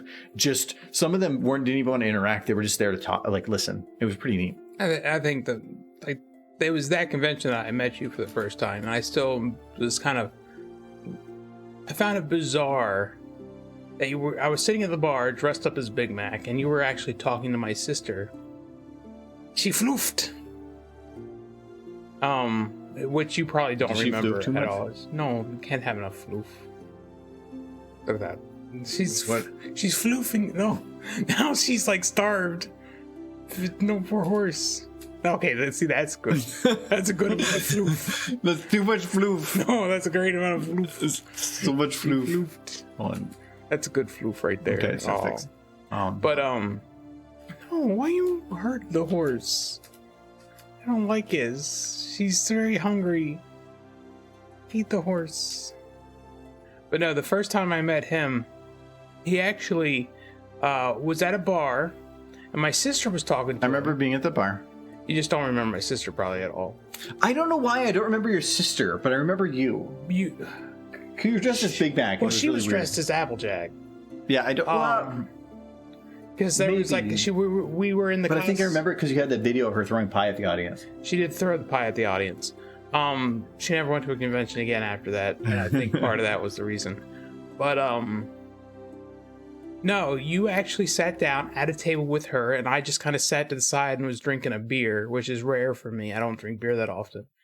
But I was drinking a beer, and you were talking to her, and you pulled out your laptop and you showed her the Remembrance video.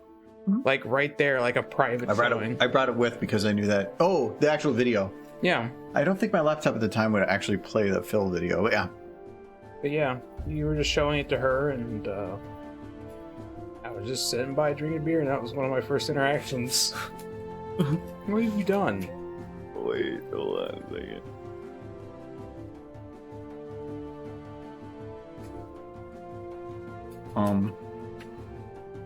Okay, so.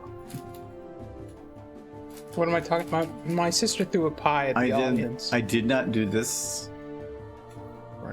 You did, and it's horrifying. It's like something out of a freaking Silent Hill game. Source 2 Filmmaker came with Half-Life Alyx. Yep. Sorry, I'm catching up on question. Yes, I know it came out for it, but it doesn't have flexes ported correctly, so I can't do any facial animation for models that I'm used to using. So it's not really usable for me quite yet. Eventually it will be. Once the tools that are there, it's great. I am looking forward to being able to use it more, but it will be a slow transition. But as of right now, it's not a thing. Back from land of emus and to land of ponies. Good. It's a good land to be in. Get 1 or 2 drinks an hour holds your buzz, but not get drunk. It depends what you're drinking. That's why I will drink a couple whiskey cokes. I do try to keep at the beginning, and then I will go. If I am now at a tolerance level where if I were to drink, like, say, a Truly or something, if I've eaten food first, but if I drink like a Truly or like a cider or something, I cannot get more drunk off of any of those. I can drink them as fast as I really want to do. So the only way that I can actually get drunk is if I make these and I make them like super. I think Chad's screaming at you to fix Sweetie Belle because you're a monster. No, what's wrong with her? Clearly hurt this poor horse. Look at this. No, she's emaciated. Fine. Oh, this is worse. You've made it worse. No, I improved her. Yeah, see, I agree. Perfection. I agree, Rathalos. I'm glad to return to something currently cursed. Well, thank you, Luigi. Thank you very much for the sub. I greatly appreciate it. Actually, in regards to people that are subbed on Discord, sometime in the next probably 1 to 2 days, I'm going to be posting. So we're going to be starting a podcast soon, and I have a behind the scenes of like a lot of the stuff I picked up and kind of showing, like, I'm showcasing everything that I picked up recently. It's like probably going to be about a 12-minute video. That's going to be a supporter exclusive for anybody that's from Patreon or a Twitch sub. I will probably be doing a follow-up once we're kind of done with the setup. I can't really do a recording of us doing setup because I don't have a cameraman and the amount of editing and time to set up would just be better spent elsewhere. So I'll probably just do it before and after to kind of show the stuff. So I've already unpacked a lot of the stuff, but I will have a video on that pretty soon here. So if you're interested, that's on Discord soon. I give to sub-ins today. It's roll the dice. Yes, it is very much so. RNG. There's the meme of like the four-legged horse. No, heads. even that's cursed. Yeah, it's You're just adding to the curse. You're strengthening the curse. Spider Jack is all you need to put in. Put in Spider Jack. That's the one you're thinking of. There it is. See, it already existed. Oh, I didn't know that was animated. Yes. Of course it's animated. Yeah, oh no, I didn't want to open it. No, close. You're making it bigger. That's cute. It's just. What is this picture? Look at her. No. Spider Jack. Oh, so this was taken from the show, I'm guessing. From and then this. they just kind of okay evolved it. Okay, we'll fix it. Yay! Give her the big floof hair though. No, not. So the floof hair works where the Her tail's still big. That's good. Procedural bones. Mm-hmm. There we go. Procedural bones will always lock to the world, and so if I scale everything down, the hair will try to rescale to its original size after it moves. And unless I bake it, and I didn't bake that there. Came for other random combos. And we're still working on some of the actual final details for the podcast itself, but I have all the equipment. I've unpacked most of it. I've tested about 3/4 of it. It's going very pro. The microphones I actually reduce echo more than I thought they would. The problem with it, I originally thought, I'm like, wait, I can just use these anywhere. No. Any audio that's picked up that is farther from the mic. So like for this mic, if I get up really close to it, it sounds very, very, very clear. But the further and further I get from it, there's more of an echo. And so I would think all mics have that issue. Yeah, no, for the most part, the difference between a condenser, a condenser mic like this and a dynamic mic is a dynamic mic is going to remove almost everything that isn't right at it. So it's better for noise suppression. Is that the mic you can eat, essentially? No, that's a dynamic mic. These are condenser mics. Condenser mics are about less noise suppression. They'll pick up more of everything, but they'll pick up a lot of the nicer stuff too. Dynamics, what you got over there? Yes. Right? Okay, so we can use those. Those are the ones that, like, if you're talking like this and you shift to this, you're going to hear the difference. Here, you're not going to hear the difference. But the problem with that is all the mics are going to pick up every other mic. So any echo that's in the room is going to reverberate through the other mics. That, and if somebody does back away from the mic a little bit, you're going to hear the echo. So the idea is I still need to do some. I'm planning on doing it anyway. I mean, I have ideas for fixing that. I'm pretty good with audio stuff. But yeah, so we're doing a video version of it. It's going to be on the Argo Zone probably. I thought about making a separate channel for it, but I'm thinking I'm just going to throw it all in the same one. And it's not pony specific. We're doing it a whole bunch of stuff. It's going to be we just have stupid random conversations, and we're just basically going to try to record that. We're going to have a little bit more structure to it than our high pilot was, and you need to come up with stuff, games. And I have a couple ideas for different games. I want to try to do at least one game per podcast to kind of put people in an awkward position. I just can't think of any games that somebody else isn't already doing. Yeah, I know it's been difficult because a lot of them come down to, well, yeah, but that's just this with this. Because I do like the idea of like just kind of ripping off like that one show from NPR where they just talk about news stories and then you decide which one's real. But then somebody has to come up with those news stories. So half of the news stories are written by good people that can write fake news articles. We can find fake, like real stories online. But they're grabbing full news articles. It's not like we can't grab something that's more specific to area. Yeah, we're working on different ideas for it. I'm writing them down as I find them. One of the ideas I actually had was about finding a very, very complicated word in a dictionary that nobody would ever know. And then having everybody that's on the podcast guess come up with their own definition for that word and then using it in a sentence, and trying to get it as close as they can to that original word. Which one's a real word? Like, you could find a crazy... Which one's a real word? Yeah. And then come up with fake definitions? Well, no, not even fake definitions. Like, you just give words and then, like, get us, like, is this a real word? Like, yes. Something like that could work. Yeah, I don't know. I've had a lot to drink, so... Yeah, my ideas are either amazing or horrible. Anytime I come up with an idea, I write it down. But the main thing we're trying to do right now is come up with some unique things that are individual to a person. So I have a game that's for Michael specifically.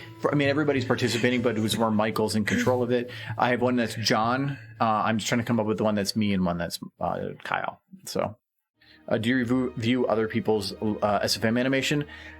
That would be... no, we're not talking podcast and that, but do I review it? No. And the main reason is because volume.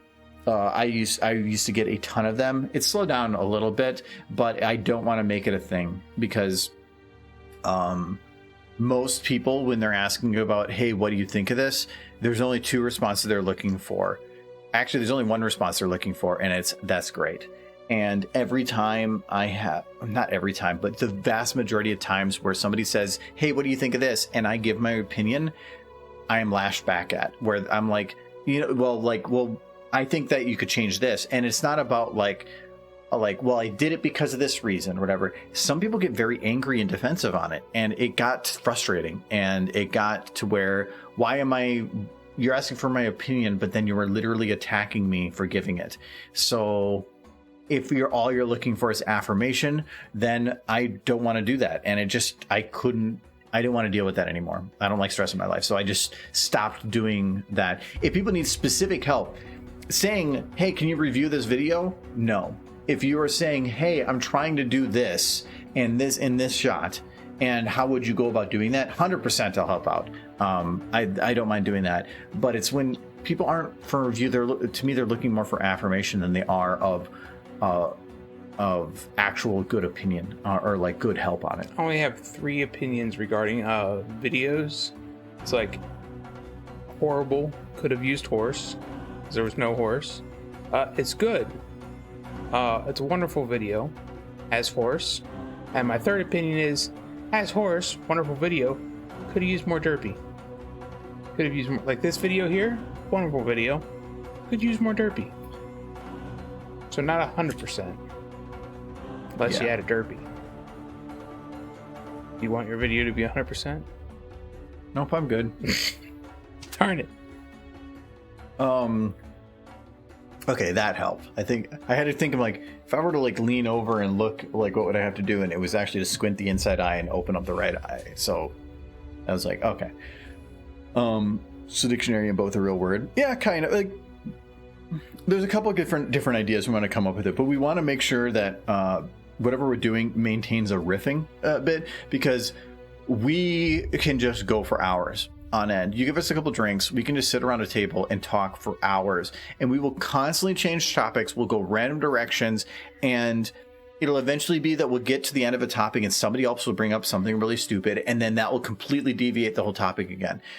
And so we're great. It's a lot of fun. And so we want to try to do some of that stuff, and see how it goes. And so a lot of the equipment I picked up was like 1 or 2 pieces were the nicer type of things, but a lot of the other ones I went cheaper that you can just make feel good, like feel expensive. And then if it works out, I can invest more later, but I didn't want to drop a ton of money right now. Can't even imagine what other equipment you could possibly get. No, like in terms of specific equipment, no. The only thing I can think of is that the mics that I picked up are, they're not, or their audio is sounds great if you have everything maxed, but you will need a cloud lifter to try to, if you want to have them sound great. So they sound good or good to great, but if I want to make them sound great to awesome, I will need a cloud lifter. It was either that or spend an extra like $800. I feel like the humidity in here would get crazy if you started bringing in clouds. Okay, so a cloud lifter is the mics I'm using are non-powered. They don't need power. They just I'll put the audio as it is. But to get the audio levels that you need, you're normally going to max it out with some boost, which for these mics sounds actually pretty good. A cloud lifter is where you actually give it phantom power. Phantom power being it is you are actually sending power down the line to power a mic if it needs it. But instead, the cloud lifter, which would be placed in the line in the middle, would take that power and boost its signal cleanly. So it wouldn't have any hiss, it wouldn't have any boost. It's literally increasing the output of the signal in a very good way. So then, if you want to limit hiss, you'd just probably do everything optical, right? But no, you're running through an optical line. I mean, You're not running through an optical. You're running it through the cleanest line you can. No mic has optical. Well, not direct. No, this is actually talking directly from the microphone to the audio source. Okay. So, but it's taking that extra power to get it there. And then you can drop all your audio levels down and reduce the boost and instead use the natural ones. You can sound way, way better. Problem is the cloud lifters for the setup we have right now would cost about $500. And so I'm not going to do that until we're a little bit ways in. So send bits. No, it's derbies. Send derbies. No, it is it's all, we've already picked up everything, and it's all actually been paid for by the help of people through Twitch and Patreon and stuff. And I still have money on the side for stuff too. So it's not like I bankrupt myself or pulled for my own money. I mean, we can't eat, but oh, no, he's lying. We haven't eaten in 3 days, except for that pizza I ate at the start of the stream, but that was all the food. He hasn't eaten. I've been eating all of his food.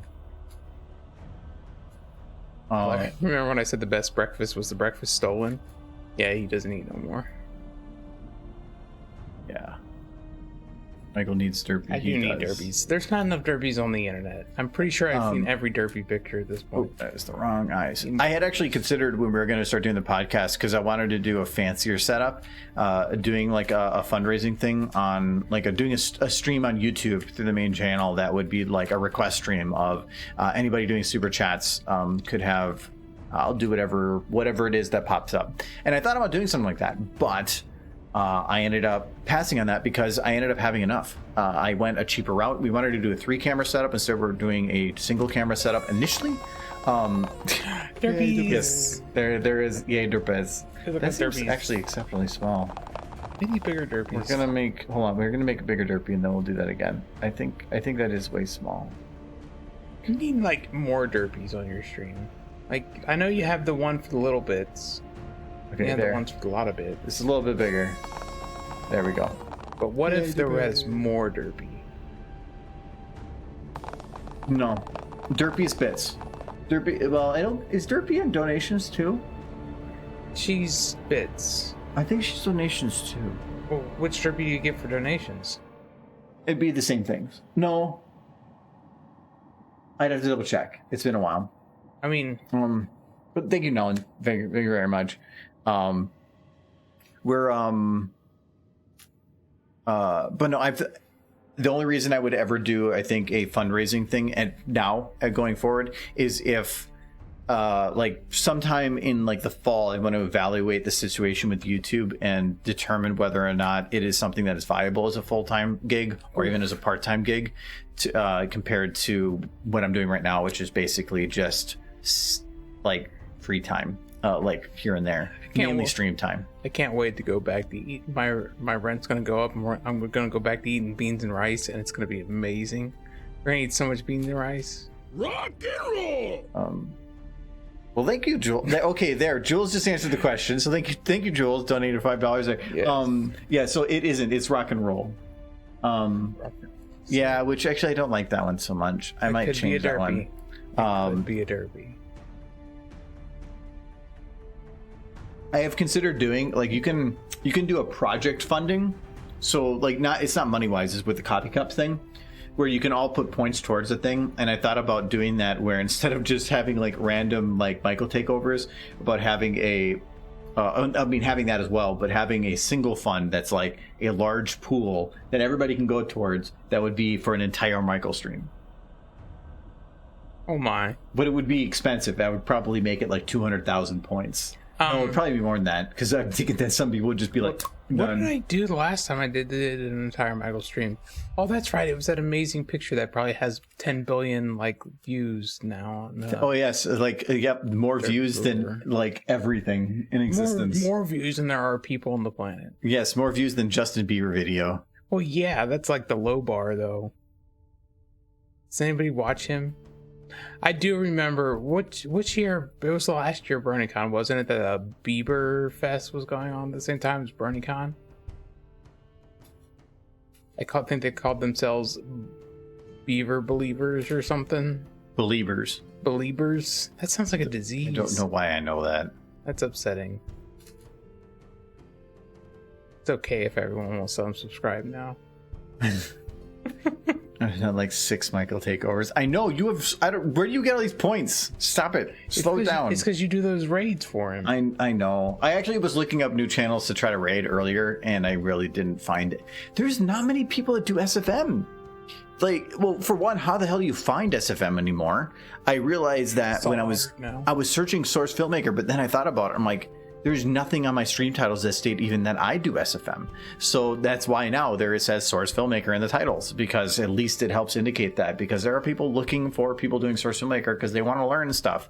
And yeah, so I'm probably going to play with like the standardization of the titles I've been doing lately to try to make it more for people to find stuff, being that you can't do that. And they took Source Filmmaker off the list of games, didn't they? Which is weird, because when I was playing Quest for Glory 4, which is a game by Sierra from like 1993, it was on there. I think the reason they removed it is because is Blender. Actually, Well, it's not check Blender. this. No, it's not. But is it different than Blender? Yes. No, not Like, you really. can do the same thing, sure, but it's kind of like comparing Doom to Wolfenstein. Sure, they're very similar, but they're also very different. Yeah, so see, Blender's not on here.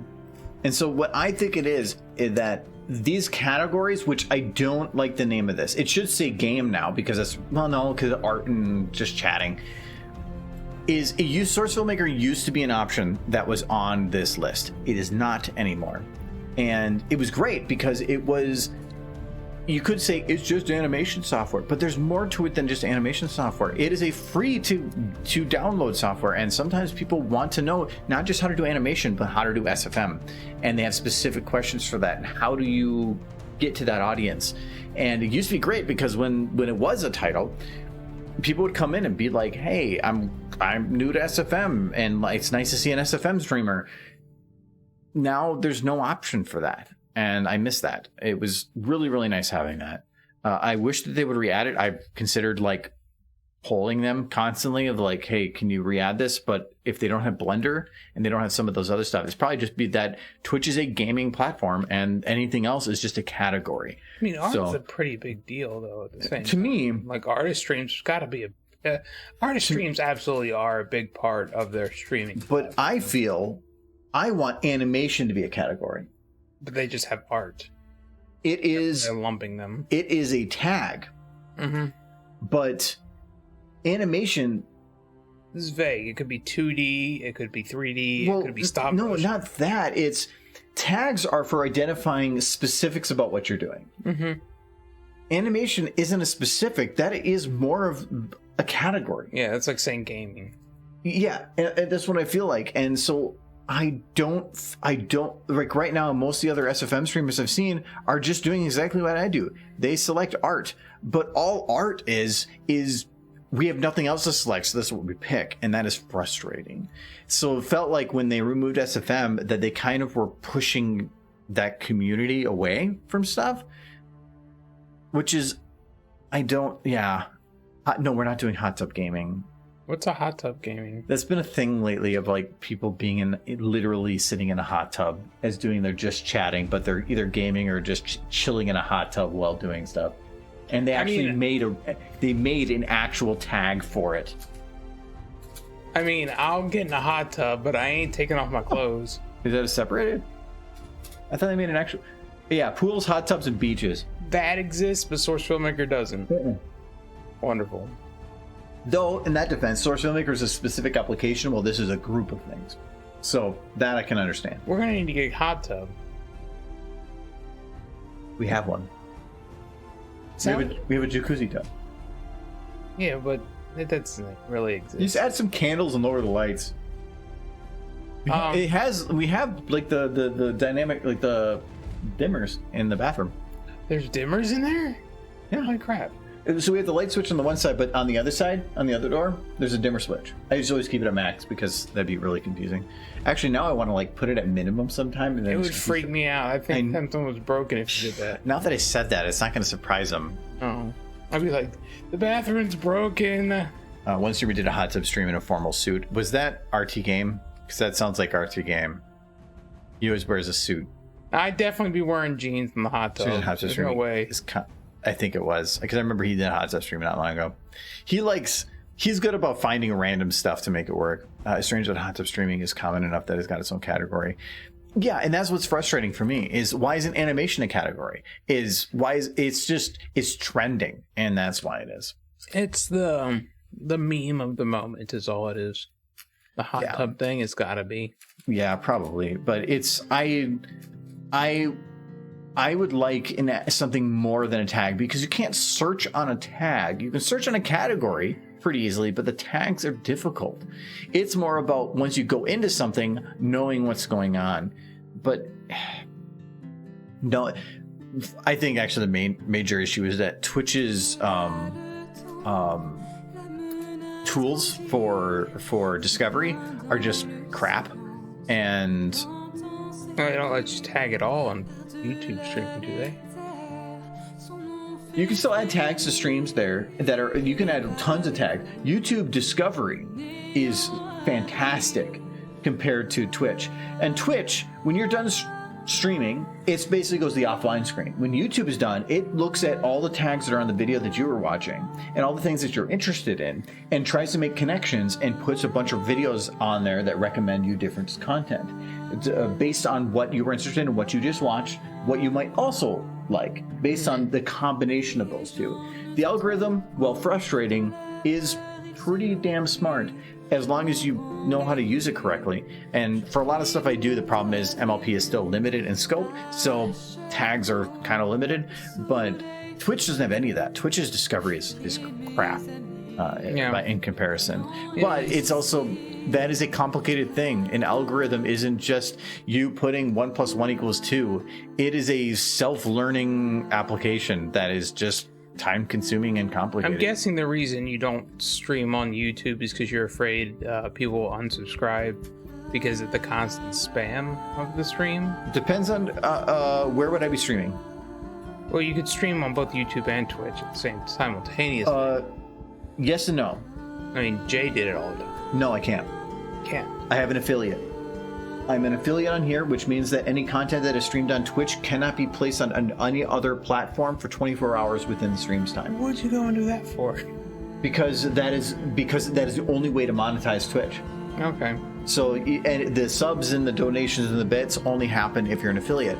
So that is a limitation, which I originally didn't really fully understand. But that's why, like, the streams when I put it up on the YouTube side channel is they will never pop up next day now because I can't. That's a part of the affiliate agreement. If you're a partner, it could be even more strict. Partners can say, like, you can't stream games on any other platform, or you could lose your partnership. Do you advertise on YouTube at all? That I'm streaming? Yeah, I do. But that's just a link here. Yeah. So I can, but I have no restriction on streaming to YouTube. Double streaming, though, is difficult of how do I watch double chats? Or if I'm reacting to one chat, how is it? I don't like that idea because I'm abandoning one side. Jay does to both, but he pays more attention to his YouTube audience, and his Twitch audience is very small. The chat between the YouTube chat and the Twitch chat, that does get pretty confusing, though. Yeah, so he puts it on screen, but I don't... If I'm working on animation stuff, I don't want to fill the screen with stuff. Like, it actually took me years before I put a camera in place because I didn't want it taking up screen real estate. That's why, like, right now, I tend to, and I keep forgetting to do this, we tend to move it to about here or something. Actually, we widen the camera, but I used to do this because this is like a console that I like having for info, but I don't need it. So I would just fill the corner with that. But You need a bigger monitor. I've considered, and so, but the main thing is, so like, let's say that I streamed on the Argo, like the main channel that I do for animation, more often. Well, if I stream, say, once every week, then the majority of my channel would be streams. So now I'm a streaming channel because that is the majority of what I do. Say I do once every 2 weeks, still the majority. Once every month, probably still the majority. So I can't do that unless I wanted to take over the content. So the Argo Zone channel I have considered, and I do want to eventually get to the point of doing random streams because that's an content every 2 weeks. Therefore, it is very hard for me to take over the content there. So, because YouTube looks at the stuff you're doing and will advertise based on the stuff you're doing, the stuff you've been doing, what people are wanting with the people that are there. If I were to on YouTube, my main YouTube channel, stream, I would actually be hit harder in a negative side of things than a positive because the algorithm. Right.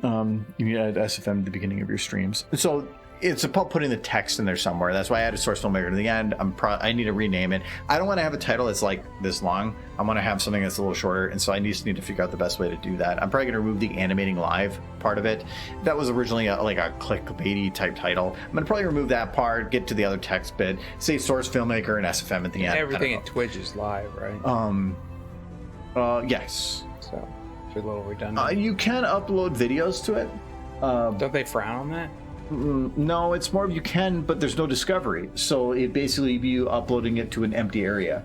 So I like when we did the channel trailer, which was like a minute long, nightly put together, that was uploaded. I uploaded it to Twitch, and then I just set it as my channel trailer. But I'm not going to upload full videos there because nobody's ever going to know it. Nobody gets notified when they pop up. So it's just it doesn't make any sense. All right, I'll move that table down. So we're going to move this like here. Okay. Oh, actually, you know what? Okay, we need to get rid of. Okay, bye, Applejack Mannequin. No. It has to die. You gave it life so that it could die. These are all named. 1, 2. You're a cool. Wait, if I deleted that, why is this still locked to something? Okay, I needed to delete it because this is where the camera is going to go. Replace it with Derpy. No, I had to get rid of it because it was. I did try to push for the paper bags on one of the models, but he wouldn't bite. So this is going to be. I need to do a 50, but this is going to be difficult on a 50.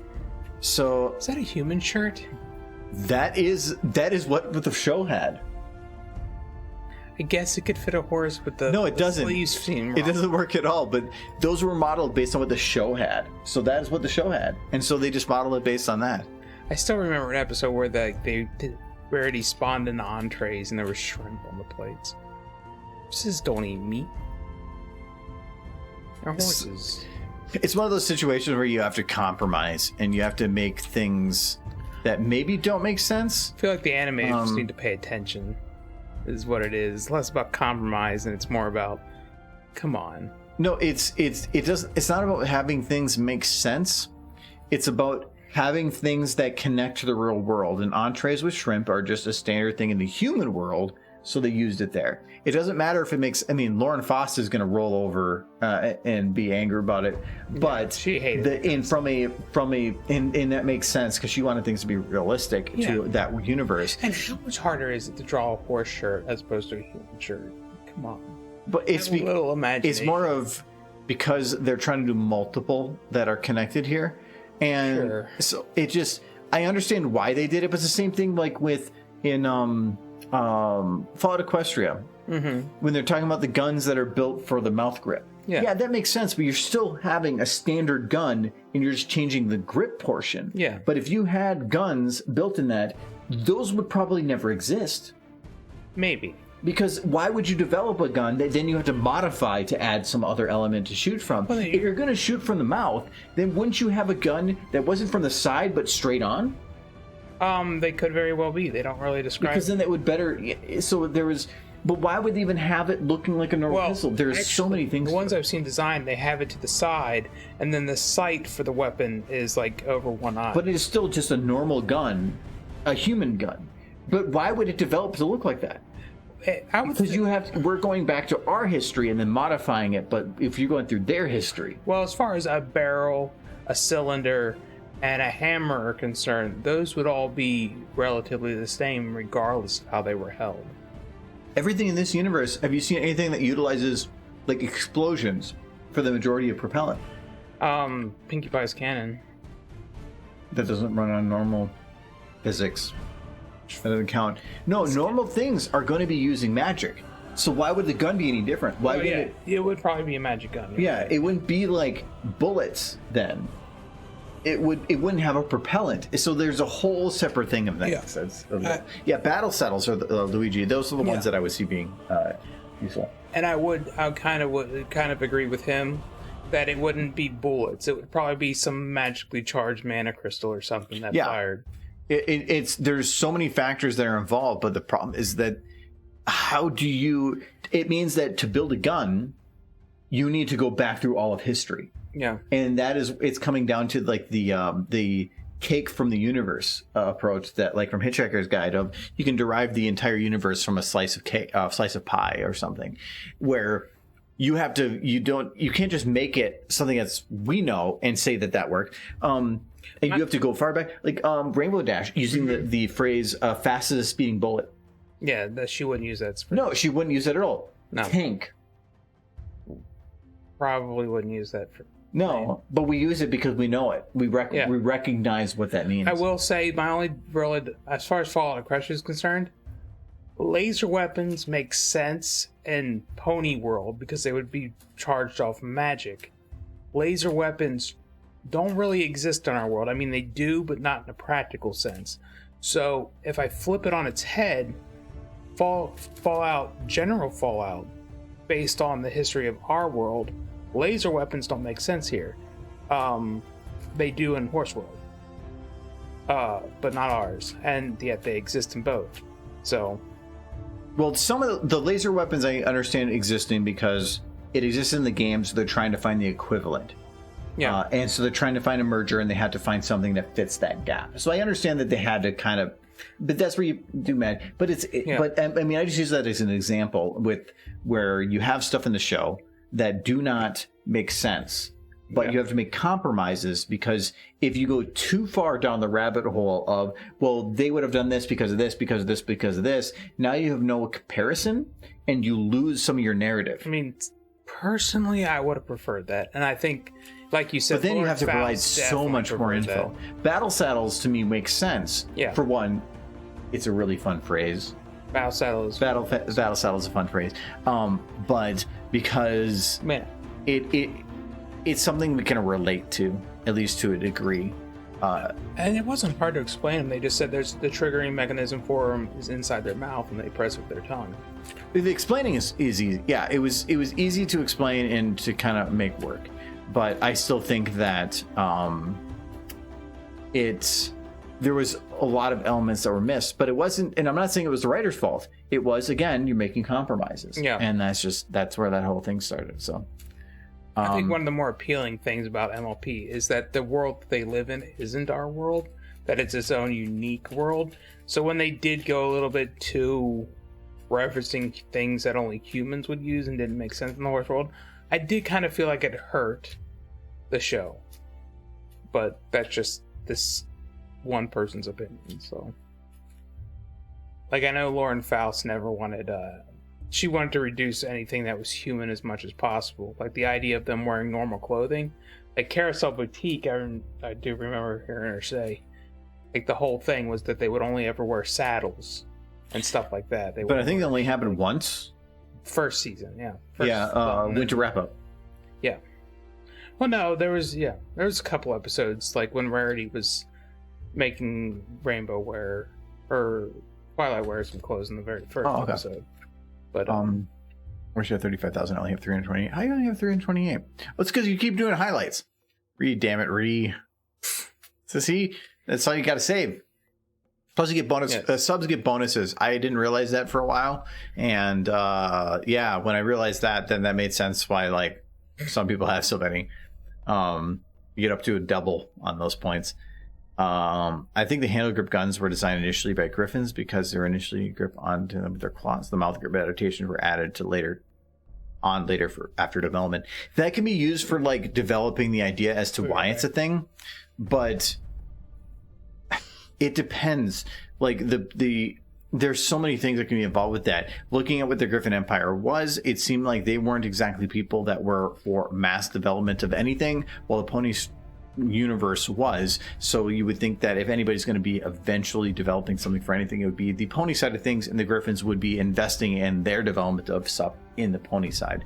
So there's so many other factors that are involved with that, and it's about how far back do you want to go. But eventually you just get back to the point of like prehistoric and there's just no way to go to figure that out. Not subscribe. Sad I have no money. That's fine, Joseph. But thank you very much for showing up. That's actually to me the best support you guys can give. Doesn't AJ's gala dress have a saddle? I believe so, because it's indicating she's a tool, which she is. So that's fine. She was, well, I'd have to backtrack too much, but again, that was season 1. Season 1 was a little different because season 1 was Faust. And that was involved with a lot of that. What are your opinions on MLP Gen 5? I really don't have too much because I haven't really looked up much of the stuff. The way I see it, though, is we'll see when it comes. Most people were very against it because it was different, and then they saw it, and they're like, hey, this is kind of cool. So I will say I'm looking forward to it, just that it will... it helps spur some of the creativity within the community to do some of the stuff. But other than that, like... I don't have much of an opinion because I just don't know too much about it. I like when it comes out, I'll see it. Mm-hmm. I'm not a reactor, or I'm not going to judge anything because I like to see it when it comes out. I don't want to be spoiled. So regarding the conversation we were having about things designed for horses, from what I've seen in Gen 5, from some of the preview images, a lot of items, they did seem to take that into consideration more. Like, they show a piano that was clearly designed to be played with hooves, and items that were designed for horses. I think that once you're in 3D, it's a lot easier to pick out specific details. When 2D, they could hide things. And so some things they probably like, yeah, we need to put a little bit more time in it. A piano is definitely one, unless you want to hear... Well, they made the keys much bigger. Yeah, that would make sense. So, the cell phone thing confused me. Yeah, but even with the cell phone thing, they designed the cell phone back to be held with a hoof. Yeah, the back to be held with a hoof, but how do you... like? Maybe it's all voice. I mean, I can understand if you like the little tippy top of your tippy toop. I mean, I personally don't like the idea of cell phones in Horse World, but it is supposed to take place 100 years in the future. It's also, well, for one, it was in Pony Life, but I know that doesn't really count. No, Pony Life is not. But it's again relating to the people that are actually out there. It's not about creating a great universe. It's about people that are watching it and are the intended audience being able to connect it to things within their own life. Because if they don't, they're neglecting their audience to a degree. I guess, but do you think Lord of the Rings would have been better if it had cell phones? But Lord of the Rings was written. Yeah. When cell phones didn't exist. I'm just saying phones in general.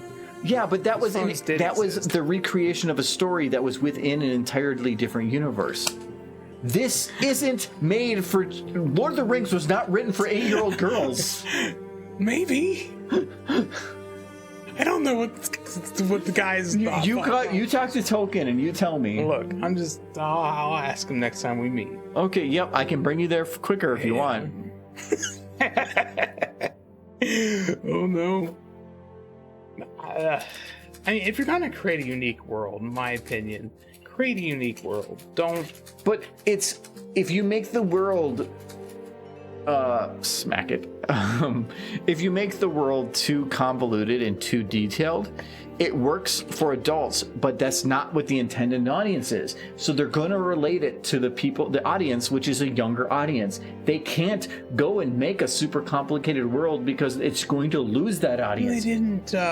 We're working with Zoomers now. They didn't have cell phones in Gen 4 or any of the previous generations. I know, but those audiences came. That age range that they're targeting shifts.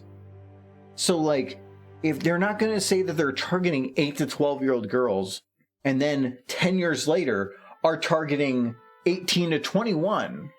I will say, My Little Pony 2 and 3 did have phones. It didn't make it better. Yeah, but because they were, again, targeting the things that existed at that time. So because they have to target the ones that are the generation of that time. So for Gen 5, fitting within that range, you're looking at old Zoomer, or like the end of Zoomer range. I'm still gonna every time I see a Yeah, and you can, because you are an American. You have the right to but you can also shut the hell up. Scoring blood for the G5 movie. No, that won't happen. Didn't even go do that though. Everything changes, and everybody doesn't like change, and Michael doesn't like change because he's a frustrated old man. They had phones in Gen 3 and 2. They changed it for the better, and then they changed it back. Just a frustrated old man. If anything, they removed the change. Yeah, okay, and now they're bringing it back. Yeah, and that's bad. Because I like change. No, you don't. Yeah. No, you don't. Your favorite music is like 70s. No. I think I've been listening to like the soundtrack from Fallout a lot. So, it's 50s. It's all like 50s and 40s and 30s. Anyways, we're well over here, so we're gonna call it here. Traumatize the children. The first poop emoji I see on G5, I'm bailing. Yeah, I have a feeling it's going to be no, don't. It's going to be. It has. Don't let it. There's going to be emojis. Because it's going to be horse poop. It's not going to be regular poop. It's going to be horse. What's the difference between regular poop and horse poop? My mom used to throw horse poop at me. I mean, you can't have bigger emojis. Like they were just big old. She's like, and she'd be like, "Hi, it's just grass." I'm like, "No, it's poop." Okay. And I had to shovel a lot of emojis when I was younger. Michael is a very depressed individual. Not depressed. My mom just threw poop at me. Michael, why do you say these things? We don't listen to Michael. He's in the background there. I mean, so he's good now. So now we don't have to listen to Michael. Isn't this very nice? Like it's wait, hold on. I'm gonna turn it this way. There we go. All right, how's everybody doing? We don't need no Michael. He's no, you can't. They can't hear you right now. They don't. Yeah, that's fine. No, don't. You touch those, we're gonna kill people. Am I on now? Yeah, he's on again. I don't believe you. Yes, you are. See when you talk. Look, yeah. Look at that. It's magic. Okay, what's better to throw poop balls or snowballs, Michael? She threw more poop at me than snow. Like over the years. She thought it was funny.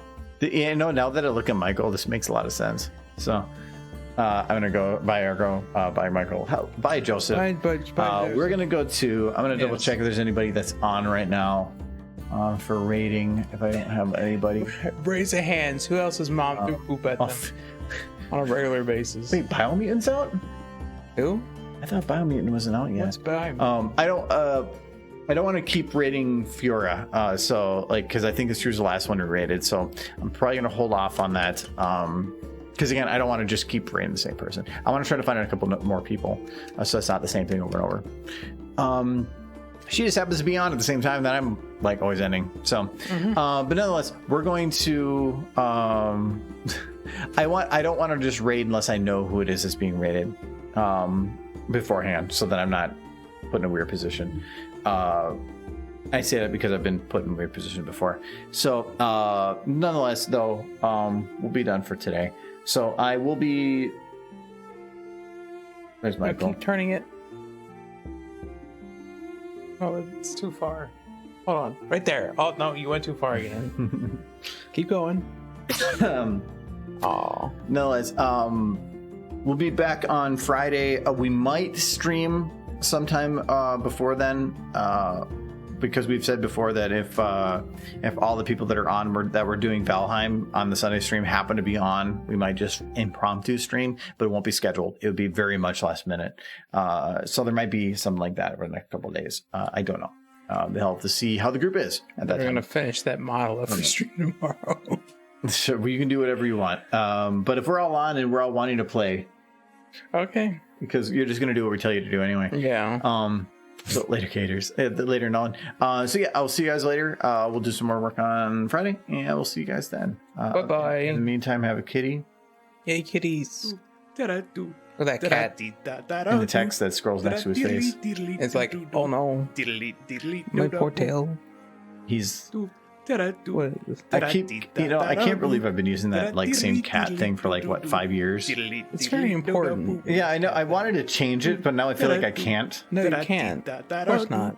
I mean, there's You can change it to the pony one. There's the pony version of that one. the pony version of the cat. Yeah. No, but this is the cat. Yeah, but it's like, look at that cat. It's like something's happening back there, and I do not approve, said the cat. He's the cat in the fat. The fat cat. Cool. Are you? Thank you, Rival Jock, for last minute sub. Greatly appreciated. I mean, because I don't recognize the name, just in case. We do have a Discord that will have. It might take a minute for it to pop up, but you do have special access to a special chat that will have some behind the scenes stuff that I'll be probably putting on in a couple days. Always check the pinned messages that are there. But thank you very much. Otherwise, we are actually done for today. But yeah, like I said, we'll be back on Friday. So. Kitties. I will not be here Friday. How much you be here Friday? I'll be going to visit my family. Oh yeah, you will On be. Memorial Day weekend. What Yeah. the hell am I gonna do? You're gonna have to figure out how to do it solo. I gotta try to be like stupid without you. I'm sure you can manage. Just I know drink what you- twice I know as what you- much. Wait, you're not gonna be here Sunday then? Yep. I'm gonna be gone next weekend. That'll make Valheim interesting. We'll figure something out. So okay, we'll see you guys later. Bye bye. Bye bye. See you next week.